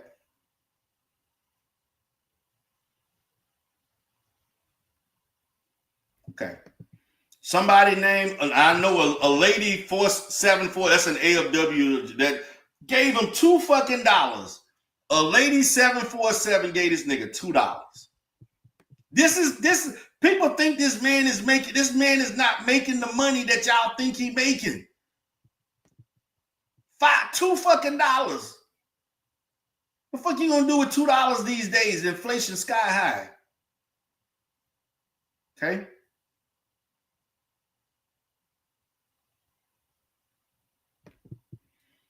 Dion Kendall, $4.99. Billie Jean, $4.99.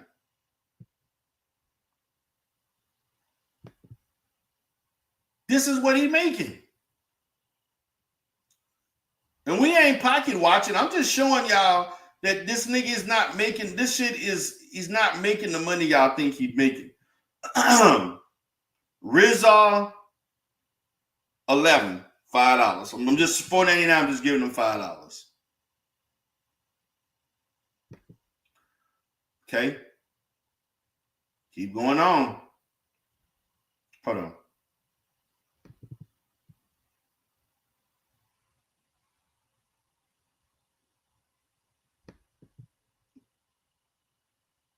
Hold on. Shit.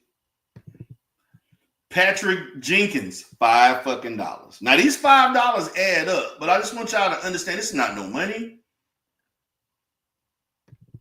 This nigga Black Wolf again, 4 fucking times this nigga done gave 5 fucking. Nigga, shut out to this motherfucker named Black Wolf 4 one time. This nigga Black Wolf 412 gave this nigga $5 4 fucking times. This is some crazy ass shit, man. Naeem Majal, $5. Okay. Sky, $4.99. Okay. This is some crazy ass shit. I just want y'all to see what y'all think you seeing. This nigga Black 412 gave $5 4 motherfucking times. Trill's Vision, $4.99. Naeem Majal again. This is the second time. Naeem gave $5 twice. So basically 2 people cashed out 7 fucking times. 7 goddamn times. Real dough, $1.99. Whoop-de the fucking do. I'm about to let you up. Who in the back? Just give me a second. I just want to go through this. I'm almost finished. Okay.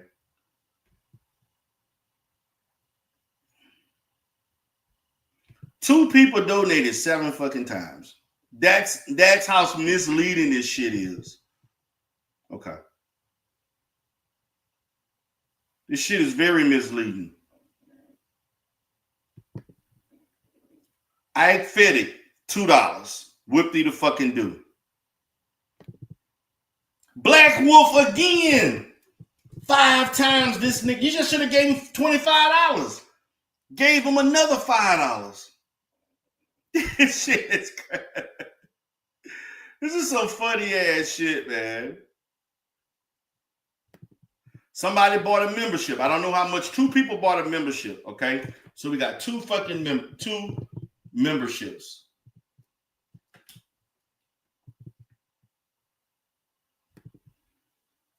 Your kids will see this. $5.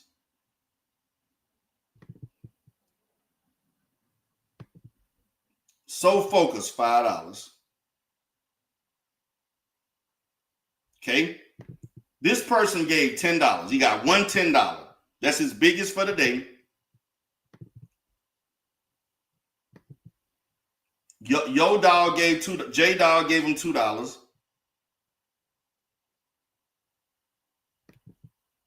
And J dog gave another $2 right there from J dog. Okay. You see, there's somebody different. Okay, somebody named Bob gave $2. Okay, so he made $100 fucking dollars. $100 fucking dollars. Okay, $100 for 4 hours of fucking work. Okay, so I guess y'all can say he made $25 an hour, but no. Let's take 30% off this. So this dude went live for basically 4 hours and made $70. Okay, YouTube taking 30%. Okay. Now, what we don't understand is that, let's say he made $105. Okay. So you take, 105 minus 31. That's $74. But you know who else got to get their cut? Because that's profit. You got a 1099. Oh, Uncle Sam want their 33% too. They want their 33% too if you're doing your taxes. So you're gonna take 33. I'm just being an estimate, 33%. Okay. So he basically made $50.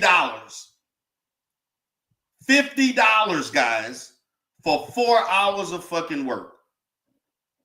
So that's basically $9 an hour.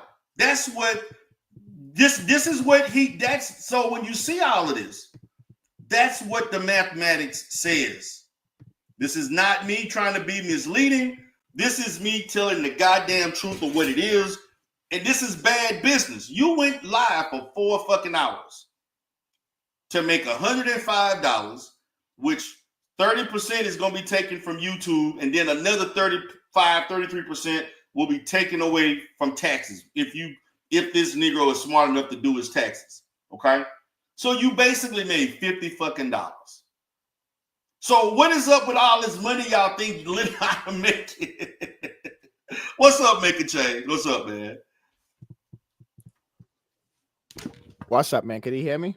Yeah, I can hear you. What's going on? Yeah, what's up, man? Hey, if you go to playbook.co, you could see what it's making on Super Chats. Really, you go to what? Play what? It's called Playboard.co.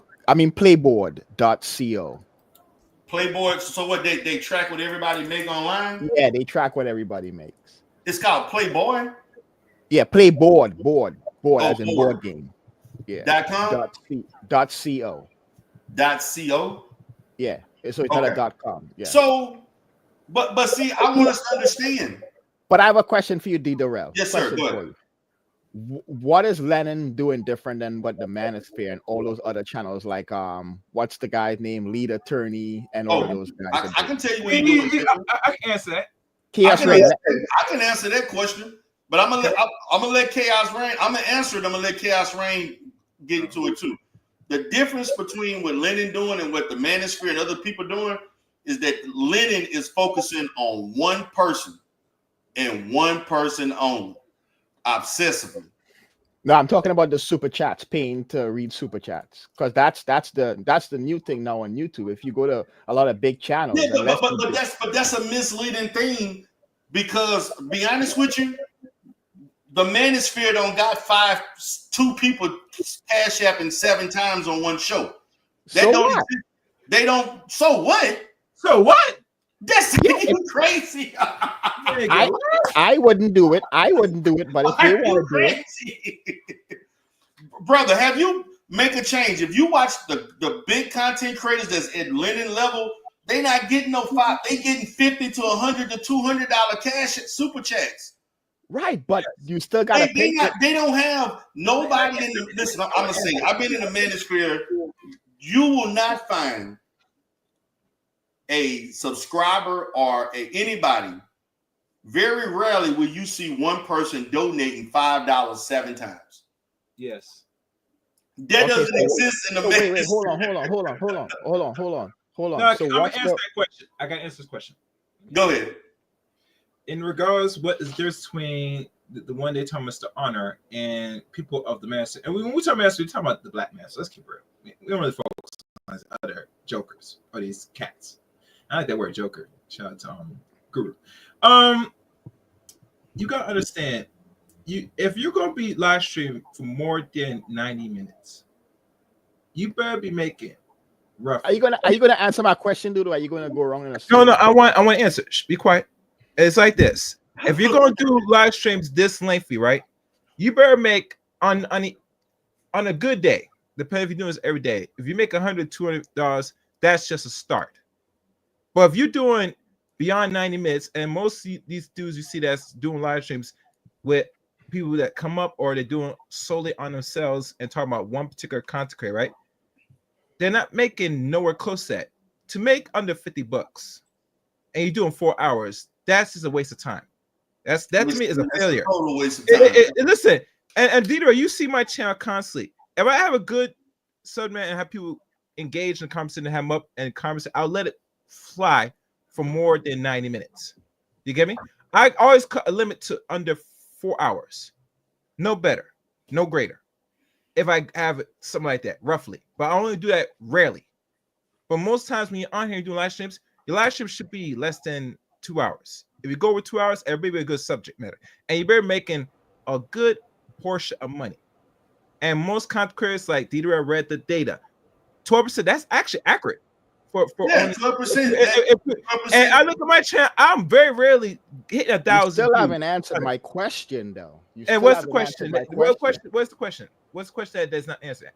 I ask you, what is Lenon doing different in regards to everybody when people pay in order for him to read the super chat? What is he doing different than a lead attorney? Okay, any of those big chats you go to, that's the new thing. Well, that's one of the reasons why we implemented super chats. What is the difference? Because those places, they don't read your chats unless they get super chats. So what is the difference? That's what now you're asking no, that's the question I'm gonna ask. That's the question I asked at the beginning. All right. Here's a simple answer. Because they pay for the content. If you're on there, if you have 100 people more and they're asking a question not throwing fucking money in, then I get fucking red. It's that fucking simple. Are you not? You're still not answering his question. I just did. What? I just did. I said the people that sit and posting questions and not put one dime into the channel or into the stream, but somebody put money toward it, that tells me they see importance of the channel, the stream, and the content. Do you remember what he asked you? So then Lenon, what do you think he asked you? Lenon? No, I'm just curious make a change in what he thinks you asked him. So for Lenon Honor, since no, what do you think make a change just asked you? He asked what's the difference between the master and Lenon Honor in regards to reading super chats. Okay, you did hear the question. Yes, and I answer it. So you're saying the reason why? Hold on. You're saying the reason why the people do that is because they see value in the content, and they're correct? not giving $2 and $5 either. Thank you. Thank you. What does it matter? It's a vast difference. But what does it matter if that's what they are willing to pay? I get your argument, but hold on. You don't have five. They don't do this. It's misleading to the point. You don't have multiple subscribers donating 5 and 6 times on a live stream. That don't exist in the manosphere. It doesn't. So what? I have watched Leave a Turn. But if they want to ask 5 questions, if they want to ask 5 This is funny, man. This is a small sector, and we're not used to seeing money around besides me donating it. But listen, I literally don't understand what you're saying. Does not exist in other places. Nobody. So we got to emulate the manosphere now. Listen, Carrie, nobody is giving $2 super chats. I've seen this on Leader. Nobody is giving $2 super chats in the. But Lenon Honor's not an attorney. Like obviously, people are gonna. Hold on. Listen, I gotta listen. Okay. Nobody is giving $2, $1.99. I don't remember. Nobody's giving $1.99 super chats. Number one, okay. Mm-hmm. Number two, you're not seeing people give multiple super chats on a live stream. Correct. They're giving $25. They're giving $25. If they're giving $100, you don't see 2 or 3. But if they want to ask several questions, no, but it don't matter. You don't even have to do that. It's a whole different ball game with way more money, and you don't have multiple people making it seem very superficial and making it seem like more people are donating than what it really is. That's the difference. You got people just look. I'm gonna give you one time. I'm giving you $50 one time. They said I'm not doing $50 at the hour. At the 1 hour minute mark, and then the 2 hour 30-minute mark, and giving another $50, and then no, they just giving $150. Well, everybody can't afford to make it rain. Some people got to make it trickle. No, nobody. That ain't $5. Hold on, $5 cash out 5 times ain't making it right. Some people got to budget their night out. Girl, please. That's what they call. Hey, D-Durrell, you know what they call that? They call that's drizzle. Right. If you want to look at it like this, if you want to look at it as far as Lenon Honor doing the content to get those cash apps, it's the same. The principle is the same, but the showcase of how people are donating is greatly saturated. It's very deceptive because he's not getting as much money as people think because he's seeing an increase in the occurrences, in the repetition of people giving more than one time. I can see if they were making up different screen names or something. But that's crazy. That is crazy. D-Durrell, hold on. He is not trying to put this perception out there that he's making a lot of money. Are you serious? Are you? Where is he saying that? Where is he saying that? He don't have to say it. How can you accuse him of it? He doesn't have to. He's not directly saying it. But he's made comments about other people whose channels are not as successful as his. He's done that in the past. But it's misleading. You just in your bag, D-Durrell. Don't you feel like you're nitpicking a little bit? No, I'm not. I'm only saying the math. I just showed y'all. I didn't have to. I just showed the amount of because everybody keep telling me Lenon Honor making all this money. And I'm like, where? Like he's really not making. I'm trying to educate. But now he's a bum. What's no money to you is going to be a lot of money to him. I'm trying to educate people on the economics of YouTube because YouTube itself is bad business. It really is. It's really a bad contract. It is. It really is. But you comparing it to making good money, he ain't never made good money. Well, that's what people were saying. They said he was making good money. So I'm like, what is good money? His audience might be a little bit more impoverished than the lead attorney's audience. I can't do nothing. I can't say nothing about that.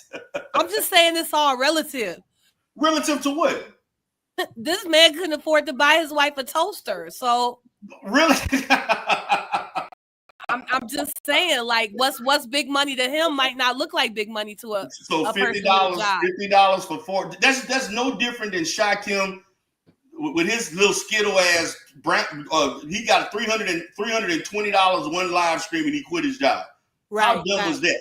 That's the same dumb ass shit. Like, well, really? The only difference is Lenon Honor ain't have no job, and it was probably months that went by he didn't make $50. Exactly. Like, but it's crazy to me. Like, I want you know how many beans he could buy with $50? Shit. A meal, a Happy Meal. Well, they eat beans and rice, so he was eating for weeks off that. He buying them 50 ramen noodles. If that's probably $2 now. Probably can buy like maybe 20 of them now, being that shit so inflated. But the money is not like these people keep saying this. Like Lenon out of like I'm like, listen, he has the viewership. He has over 1,000 people watch consistently, and I'm not taking nothing away from him. He's been around for since the inception of YouTube. And he got 74,000 subscribers, and he's doing over 1,000 plus. That is wonderful. Those are good numbers. But when you look at the money that you're making versus the time that you're putting in, you basically making $9 an hour. It's you're working poor. That's more money than he ever made in his life. And he's not making $5 on AdSense. That's he's making $9 an hour. It's a 9 hour. A day, $9 an hour part-time job. That's what he's making. And really, that's actually considered broke at this point. It is broke, especially with 5 kids. That's poverty. Well, think about it. If the woman's down with it, she's down with it because let's be honest, that make we don't know what she's down with. I mean, the screen is misleading. I mean, I don't know what. I don't even want to talk about his daughter. I mean, his wife, but. Spiritual wife, but the fact of the matter is no money. It's really not that much money. Okay, it's not. That's all I want to say for those people. So because people like KKC are the ones who saying that people Lenon doing this and Lenon. This is coming out of KKC's mouth and others that are Lenon lovers. They don't want to think so highly where you can't critique. If you saw the video, he spoke of me criticizing Lenon Honor several times. That's he got mad at me. I'm like, wait a minute. To be honest with you, I criticize Lenon Honor just the way I can criticize Umar Johnson. Umar Johnson been doing some trifling ass shit. He's been a horrible father. And I got people on my side of the game that don't like that I said that. But that's the truth. He got 2 daughters that he has not been in their life. That is no denying. And he did not exhaust our resources to position himself in those kids' life. He didn't. So to me, that's a bad father. I spoke just as equal as Lenon Honor, not working for 10 years with 5 children. That's a bad father. I'm sorry. I'm willing. I'm a grown. I can stand on I don't need to be caping for any grown ass man. I call it the way I see it. If one or the other side can't accept it, and y'all want to get on me and criticize me for being with it, it's just tough. That's my opinion, and I'm sticking with it. That's it. Man, I couldn't imagine waking up in a dirty ass house as a child. I get up, go to school, come home. Both of my parents been there all goddamn day. All day. All damn day. Every day. They just at home all the time. I couldn't imagine having no slovenly ass lazy father. That shit is unbelievable. I can't even imagine no shit like that. Listen, I never took nothing away from Lenon Honor getting that cybersecurity degree. I bigged up him on it. I congratulated him on the shit, but obviously he ain't working. I think I can prove that shit wasn't even nothing. What's up, Seth Marie? What you got to say? What's up? I kind of agree with everybody now on this. That dude is a certified bum. I've been knowing him just as long as Dr. Umar. And Umar, let's just say Umar went like Usain Bolt in the Olympics, and Lenon Honor went on like a 600-pound life as far as them, being right behind each other. Actually, Leonard been on the internet since 2008. Reason why I know that, because as a communication major, I was on YouTube in its infancy. So around 2008, I started recognizing the guy. And around 2011, I subscribed to him. I said the brother's sure struggling, but he does have 4 kids. He had 4 kids at the time, 5 kids, about to have 5. And I said he has a wife, kids. You're talking about some interesting stuff. And he does music. He made me believe that he was a college-educated man, had a degree at UC Irvine in California, and and was a hard worker. Then I started seeing his videos, off and on. He was in my top 20. And then after a few years rolled by, I just noticed, I said, this guy's not working. This is it for him. This is it. Just YouTube is it. And it come to realization, that's all he does. Because what guy with 5 kids, a wife and a dog, has time to focus on one man he don't know, who has not done nothing to him, for 11-hour and 10-hour streams? I say this dude, and I got like I said, I was subscribed to him back in 2018 once he started getting on this Dr. Umar tip, because then he had like 68,000. I remember that, 68,000. I said, okay, he got a respectable channel. But then, like I said, since 2008, the reason why your channel ain't growing because people know you're messy and you petty and you're a bum. Let's just call it what it is. Well, I don't think his channel is not growing because of that. I think he's just because it's just the Umar stuff. The Umar, that Umar stuff is, that's not that vast. So he tried to branch out, but he just don't have the personality. Nobody cares. Right, I agree. And for him to always be trying to give people fatherhood advice, it's true that he didn't abandon his family, but he financially abandoned them. Don't nobody want advice from no lazy ass bum that be crying about going to work. Who is supposed to take advice from him? And then he want to give spiritual advice, but he come on the internet telling anti-black jokes, stalking this grown man. So who wants spiritual advice from a man riding another man's dick for a living? It's nonsense. So I mean, I do give Lenon honor his props though. Like, he has rode that dead horse like nothing. Really? I mean, I can't believe he is still doing the same show every night. And I got a question. Got an audience for it. I mean, that's what I was going to go and say. I was like, I can't do it. I couldn't do it. But hey, if it's, because his stuff has turned into, it's more of an entertainment than actually, when back in the day, people, it was more about, okay, if you wanted to look up to see how the school is going and stuff like that. But I think now it's just an entertainment, Yeah. Well, hey, I think he appeals to the same audience as Umar. It's a bunch of bitter, fat, old baby mamas that's been dogged out by men. And the same way Umar tell him he all beautiful, it's like Lenon Honor on the overside, like, look at that bum. That nigga ain't shit. Niggas ain't shit. It's like the same. It's kind of like the same. It's kind of the same. It's really kind of the same. Really, it's just pandering to like miserable ass women, bitter ass people, fat, old, ugly ass women, respectfully. Damn, Carrie, yeah, that was hard. I don't know about all of that now. Well, I mean, not every single one of them, but majority of them, they are. And because what woman even want to be entertained by hating on this one man for being a failure? Like, it's only at a certain point, is something wrong with you. Like, why is you satisfied coming over here listening to the same goddamn jokes every night about how a man ain't shit, unless you a woman that got dogged out by a man that ain't shit? Who else is about to sit there and be satisfied by listening to a man dunk on another man over and over? That's crazy. I think he is standing for a lot of they baby daddies and derelict ass fathers. It's horrible, man. I don't get it. I don't get it. I don't get the fascination.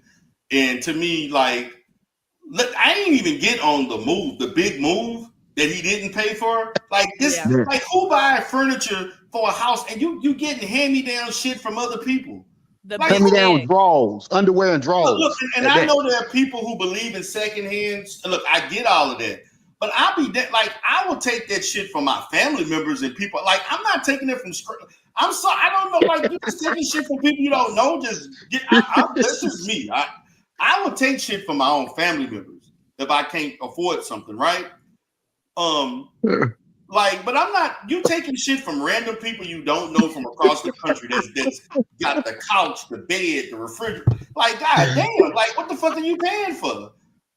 Like, what the fuck? Like, who does shit? Like, I've never seen anything like this where you literally made a move and he and make a change to correct me if I'm wrong.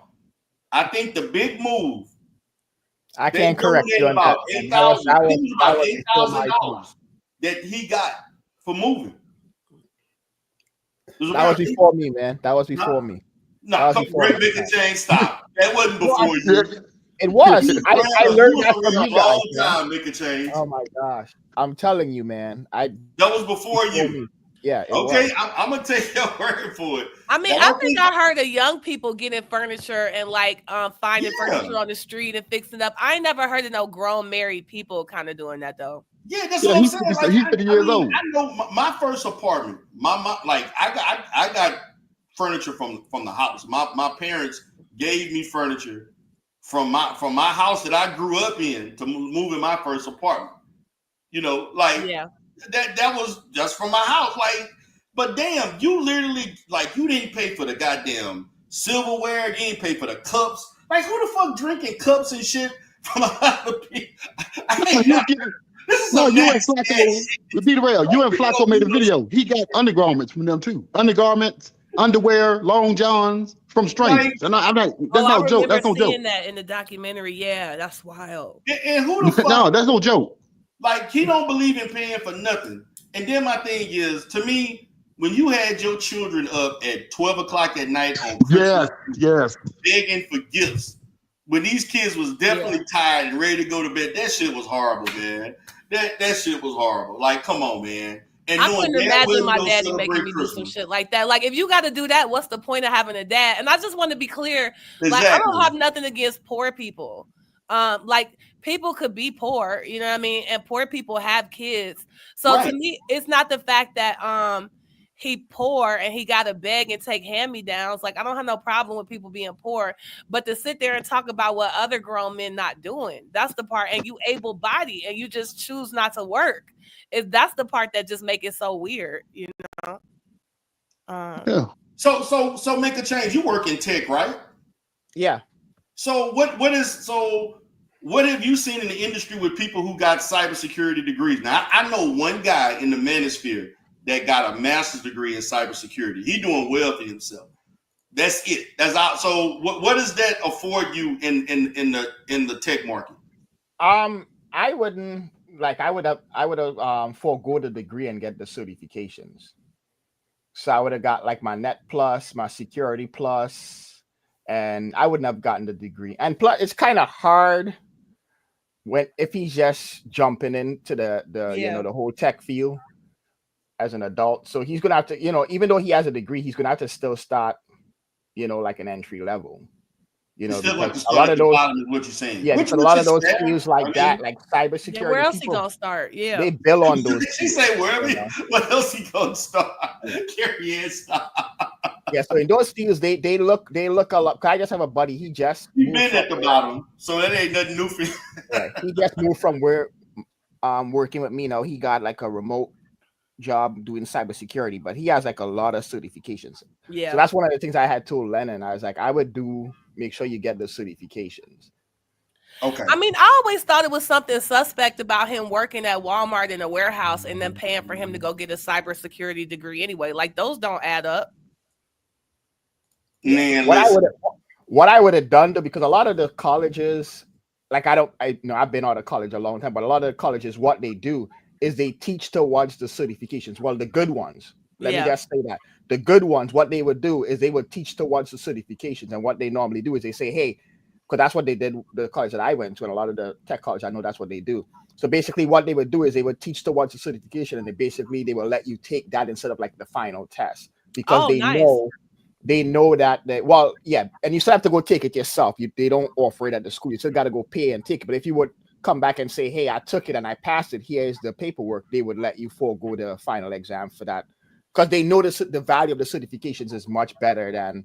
So the goal is when you come out, you have your degree plus the certifications, then you could easily move into a position. But I'm just trying to figure out for myself, what would make an employer say, I like the way that nigga stack boxes, I'm gonna send him to school for computers. Like, that's the part I don't get. Shit, I don't get it. I thought he worked at a it was at Walmart. I thought it was just some type of fire.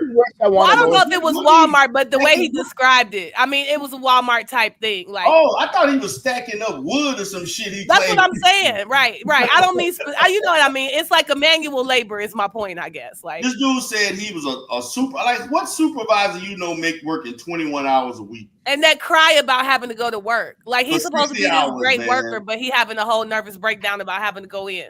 So I just, that was horrible. Maybe he stacked the boxes in a way that looked like a computer or something. I don't know. But if he's at one of those Amazon type of places, they do pay for degrees and they may move you into like a entry level position and you could like work your way up if that's where he's at. I don't know where he works. So, but is Amazon paying their warehouse workers to go learn about computers? Yeah, a lot of those places.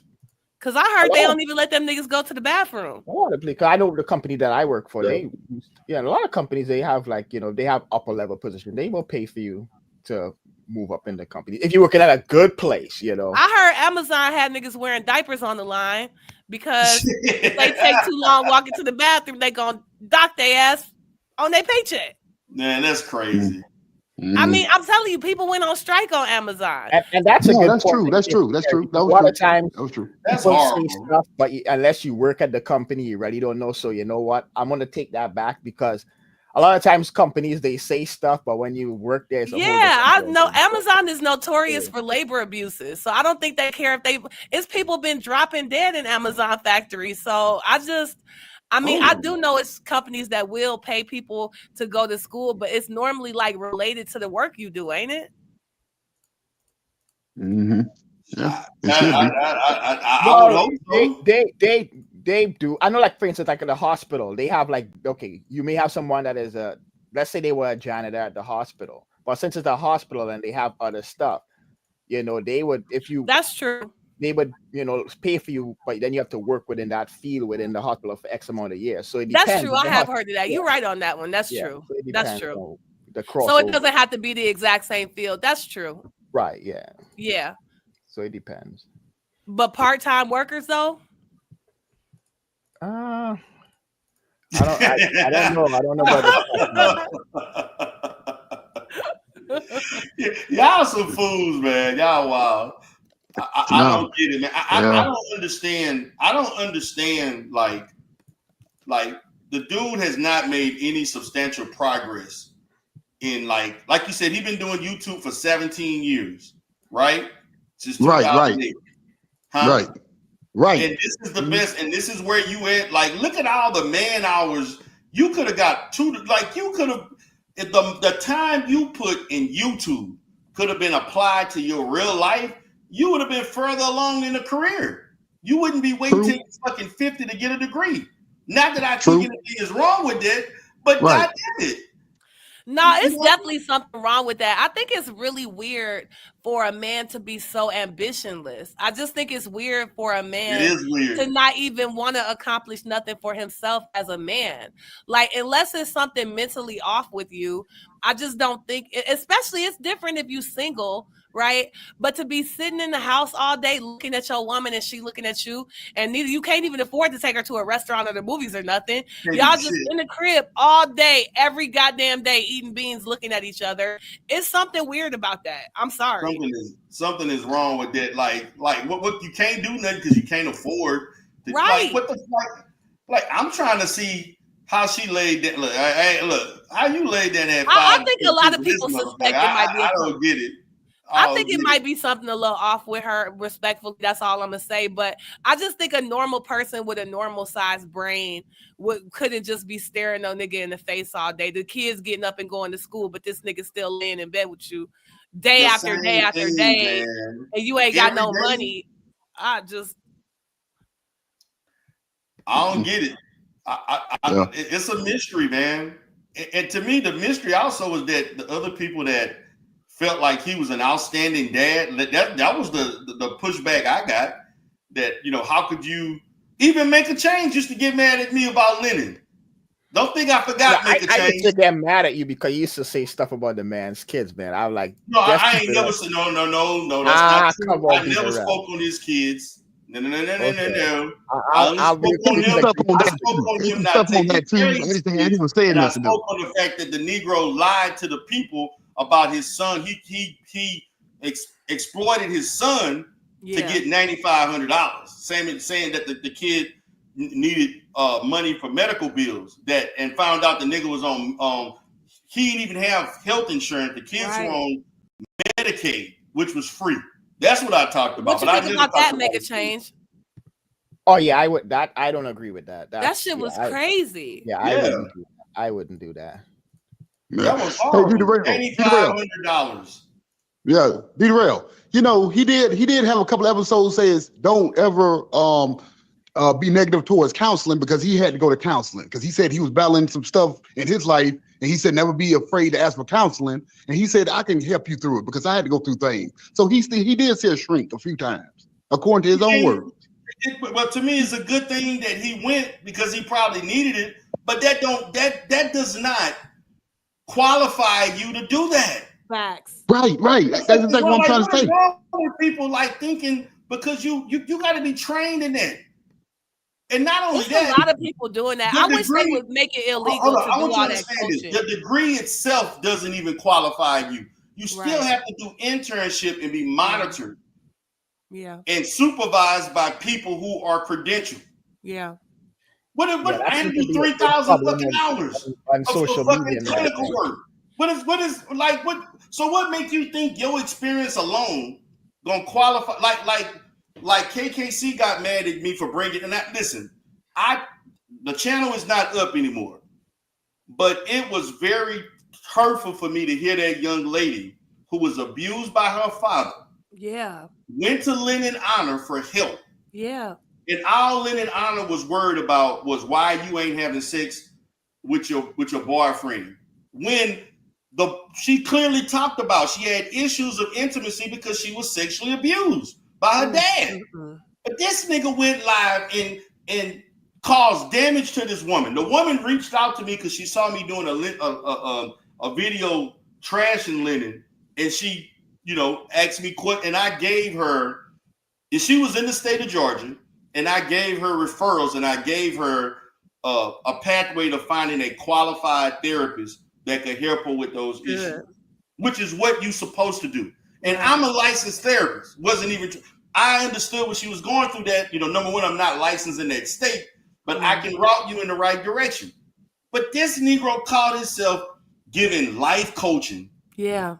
They need to make all that shit illegal. And I don't agree with none of that life coaching shit, but even a lot of those people who think just because they went through counseling that they qualified to give counseling, like just because you go to the barber, you can start cutting hair. It's weird that you think most people, if somebody brings up childhood abuse like that, they would know that that's out of their depth. No, that's so awful. He literally told this woman, let's try to forget about what your dad did and let's focus on why you ain't having sex with your boyfriend. This is the bullshit he told this woman. This woman came out of that counseling session damn near suicidal and depressed because he caused harm to this woman. And she didn't have to email me. She was obviously lost and didn't know what to do. She was looking for some direction. And I just basically told her, look, my heart goes out to you. I apologize. You had to go through this. I understand you looking for help. You just searching for answers of how you can deal with this dilemma of the trauma that you went through versus how it's affected you long term. This is something this woman gonna have to struggle with for the rest of her life. Yeah. Okay. Basically speaking. Okay. But he gonna sit here and tell her to forget about. Let's not focus on what your dad did. Let's focus on how can you bring yourself to please your boyfriend? Why do they allow that? How come you will get arrested? How come it's illegal to practice law or other medicine without a license, but you could just give out counseling? Like, I don't understand why that's legal. The thing about it is illegal to do it. The thing about it is the laws, as far as people, because there is something called like it's some kind of doctrine where you can report stuff. But there is a legal way you can handle it. But to be honest with you,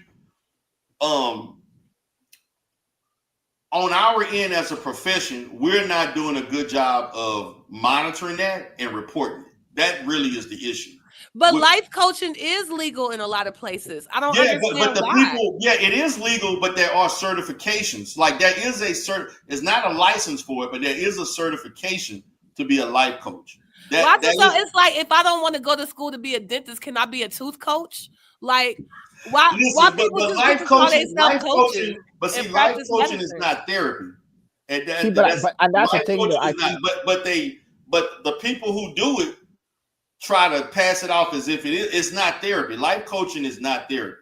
And that's what I was going to say. I'm sure a lot of them probably cross the line. Life coaching is about all that shit should be illegal. Yeah, like life coaching is more about you managing short-term problems that somebody is going through and putting things in order and helping them, and helping them like create new routines and things like that. But life coaching is not. But why wouldn't you go to a counselor for that? Why you need this little side nigga with his little advice that ain't based in science? I don't. But see, and the thing about it, the big scam is that Lenon was charging over $100 for this bullshit. I saw that shit, and I saw where he was definitely advertising. It definitely sounded like therapy to me. And I don't understand why that's allowed. I don't understand why life coaching is really not allowed. It's just that the industry, I think that the industry as a mental health industry, we're not doing a good job of policing that type of stuff. I knew he was gonna drop down. I only came up here because he was up here. I love when Make a Change be up here. But I just, you think it would be, I think that life coaching should be extra illegal because it seemed like this is something that would appeal to predators because it's people that's like distrustful of doctors that are vulnerable, going to these people offering to give them something that's not traditional. And I just, it's no telling how many people have been harmed by these weirdos calling themselves life coaches. It's a lot of people. And see, the thing about on YouTube, there are people that didn't even go through a curriculum or training to even do it. No, they just basically, I'm a dating coach. I'm a life coach. Listen, I was actually going to do a show on my Life Solutions channel in which it highlighted on my book. Matter of fact, they just posted this a month ago that if you go under the disguise on social or anything as a dating coach, life coach, whatever, you're still operating. You can do all these things you want, but as a licensed person, you're risking you still are going to have to operate under the same rules and regulations as a clinician. As they should. Why would I want life advice from somebody that don't have no training? Why would I want dating advice from somebody that don't have no? That's what people. That should be the standard. But you got these people because they looking at them like somebody saying life coach Kevin Samuel. Like Kevin Samuel was a fraud. Also, he was a big fraud. Absolutely. He had no business claiming he dating coach, life coaching. He wasn't even what does he call it?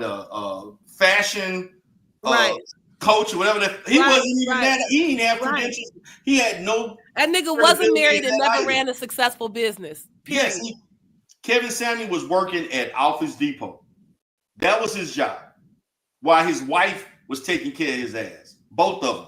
The first one and the second one. That's Kevin Samuel real life. This nigga was working at Office Depot making $12 an hour. Talking about high value. Yeah, like that's what he was doing mostly before he got on YouTube. And to be honest with you, people don't understand. Y'all don't understand how long Kevin Samuel been on. Kevin Samuel been in the manosphere since 2000. I think Chaos about 17 or 18. Well, he was actually started his YouTube channel in 2016. He has he wasn't doing. He had channel back in 17 or 18, and then he started trying to market the manosphere subscribers. But let me say something. If you look at his background, he also has an affiliate link on Udemy on how to dress. So that came out in 2016, the same time when he started to branch up and go onto the internet side to start his little business with the fashion thing first. Remember, they say some perfume and stuff on the street corners at first, right? And then eventually you take on to the YouTube, and eventually it adds up to that. Matter of fact, money selling perfume on the street corners. Matter of fact, since I'm talking about this, he came across certain black men, what was part of the master that still is back the next year after 2016. He came across BJS, I believe, in 2017. because he's the one that brought him to space the next year. Right. So we look at the math up till his death, we could say 5 years. Okay. So he really wasn't making money till 2020. Like yes. No. He really actually makes some. He still died broke. No, he made serious money. They had to beg to bury that nigga. And to the end of 2020. Yeah, the end of 2020 up until 20. He died in what, 22? Yeah, in May the 5th. And didn't his body sit around while they was trying to raise money with his broke ass? I think they cover his expenses. I'm not. I think he had the money covered that, so I'm not sure about. Listen, man. The bottom line was the dude was not, and even with Kevin Samuel, the money he made and the little notoriety that he got. If you look at all the money that all the time, so it took him damn near what 4 or 5 years to make that money that he made towards the last two. You said 2016, he died in 20. So it took him 6 years to make that money.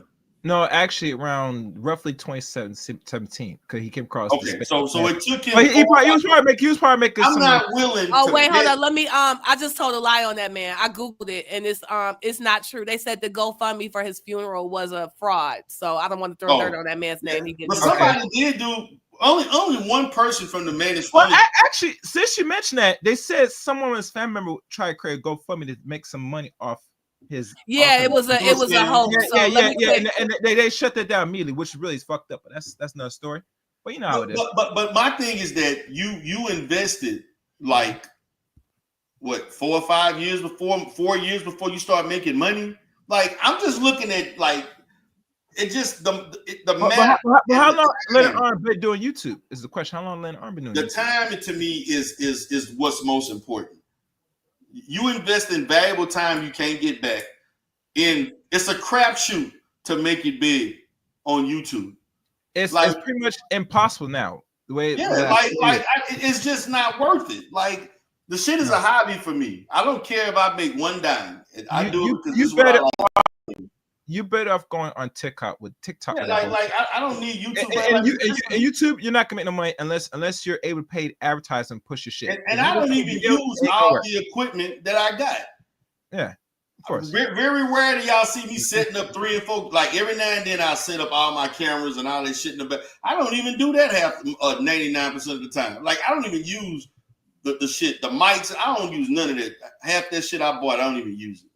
I think the benefit with doing YouTube, and I agree with you about it not being a reasonable investment. I used to argue with Photon about that all the time. Like it's better. I can make better money using that. You know, I know how to make money, and I could make better money off of YouTube for the amount of money and time it would take, and I don't have to worry about somebody just canceling my business one day for no good reason, because YouTube do discriminate against Black people. So, and I would be arguing with him.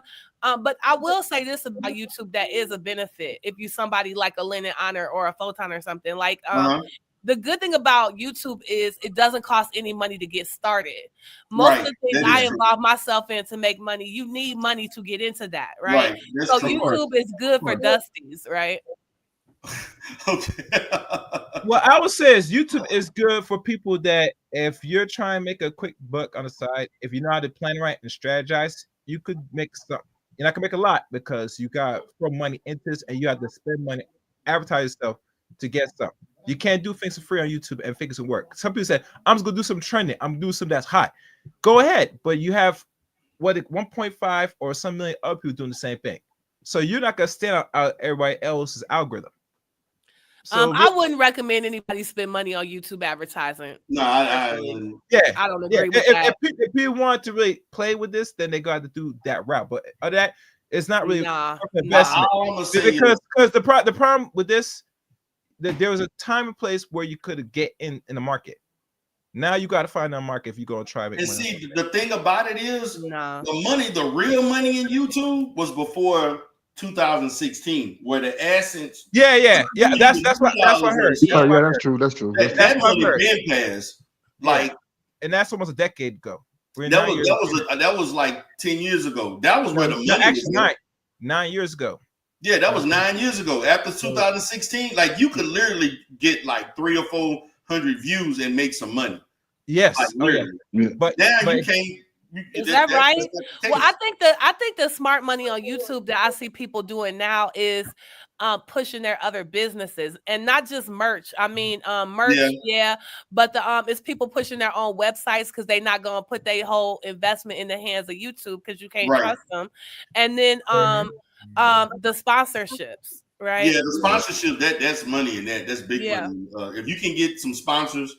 Like you can get 2 or 3 really good ones, or you get a contract where you have to advertise their products, and that's money.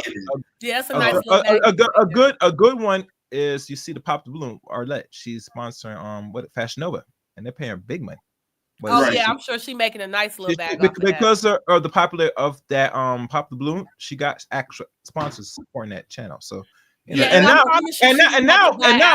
word on the street is now the bigger streaming service want to create some offshoot Pop the Balloon, so she will make even more money now. Yeah, I heard something about Pop the Balloon. Netflix. I don't know if that's true or not. No, it's true. They inked a deal with Arlette with the help to make a Pop the Balloon celebrity edition.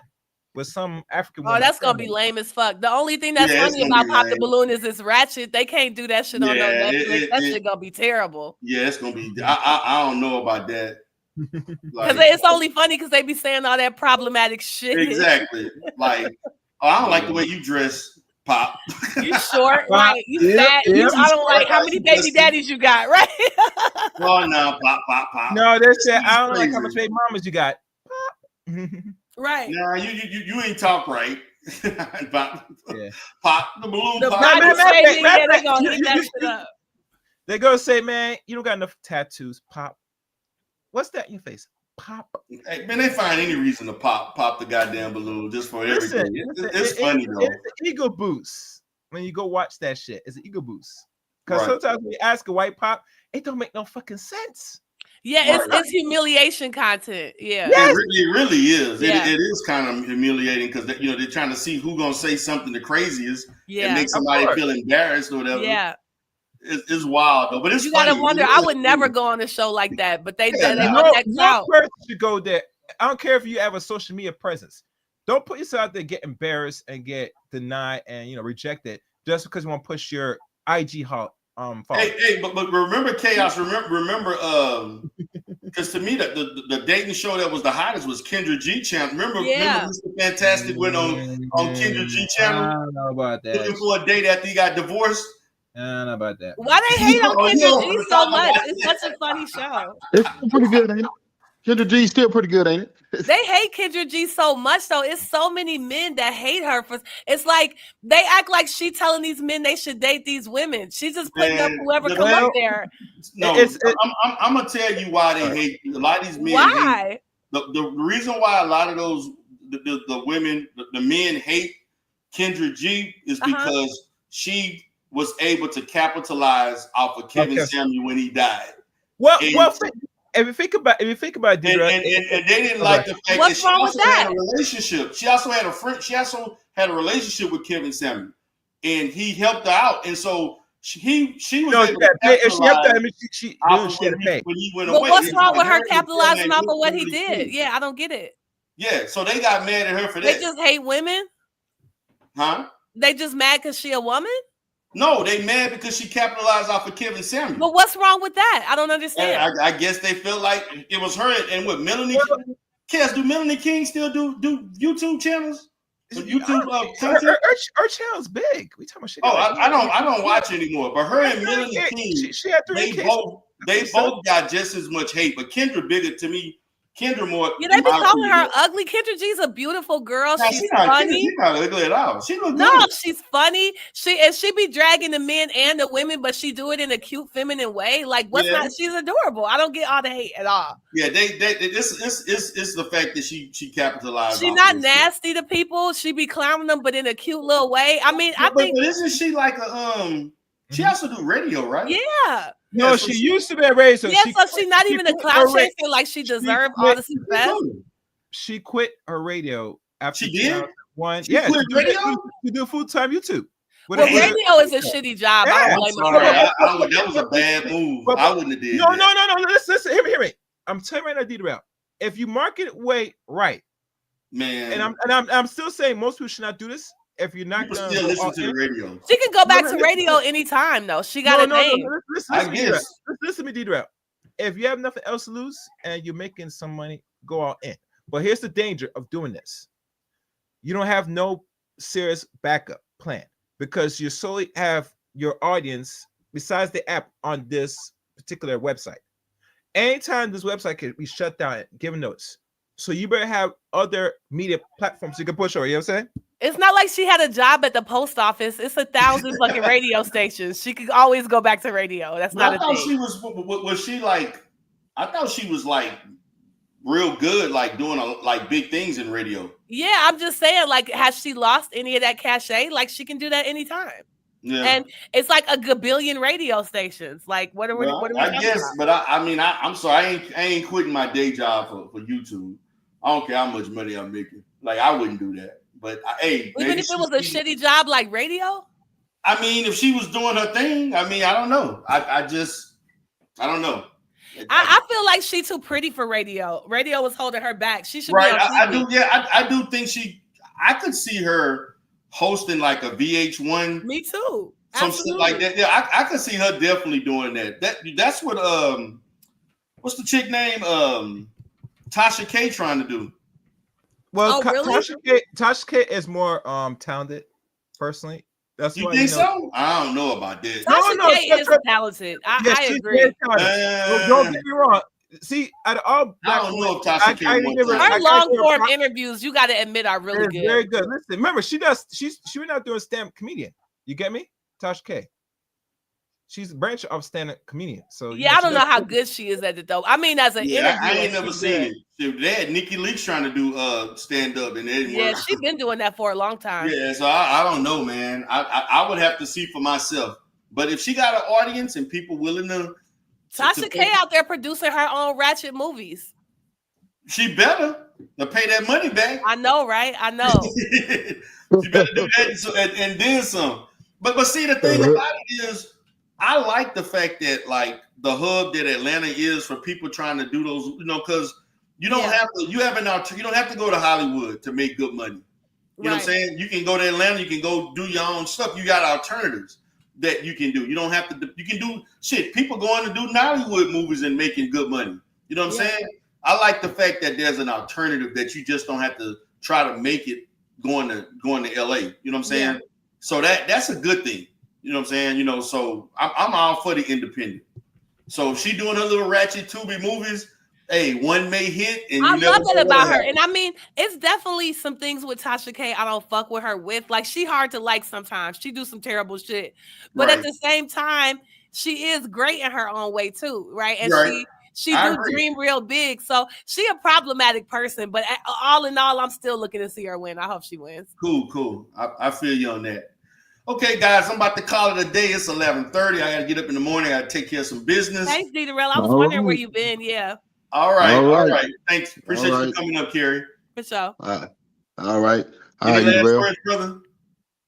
No, pretty much, you covered bases with Lenon so much, but we covered as much as we could, so much on him, as whole chapters on him, but he's the real bum, and that's just how it is. I hate to say it like that. I used to follow him, but he's becoming, because there's no sense. It's a weird fatal attraction he has. And like I said, you sit around here not doing nothing and not trying to better yourself, and you just trying to, get your clicks off one man because you ain't got much talent. That is sad more than anything. So that's pretty much it. Right. All right, player. Appreciate you. Mm-hmm. Yeah. Chaos, last words, man. Yeah, I was trying to tell you something. I had to tell you offline. It's something that's how. Yeah, but I'm about to go to not tonight. No, tomorrow. I'm getting bed, man. Tomorrow. But we'll hit me up tomorrow. Yeah, we'll do that. All right. All right, player. Take care. Peace. All right, guys. Appreciate you all for being here again. This is D-Darrell broadcasting from D-Darrell Live, also broadcasting from the D-Darrell sector. Appreciate you all for being here today. We'll be going live again tomorrow, in which I will talk about how Lenon Honor scammed the AFWs. I'm looking forward to that. That's going to be a fun live stream. Stay tuned tomorrow around 7 o'clock, 7:30. Peace. Good night.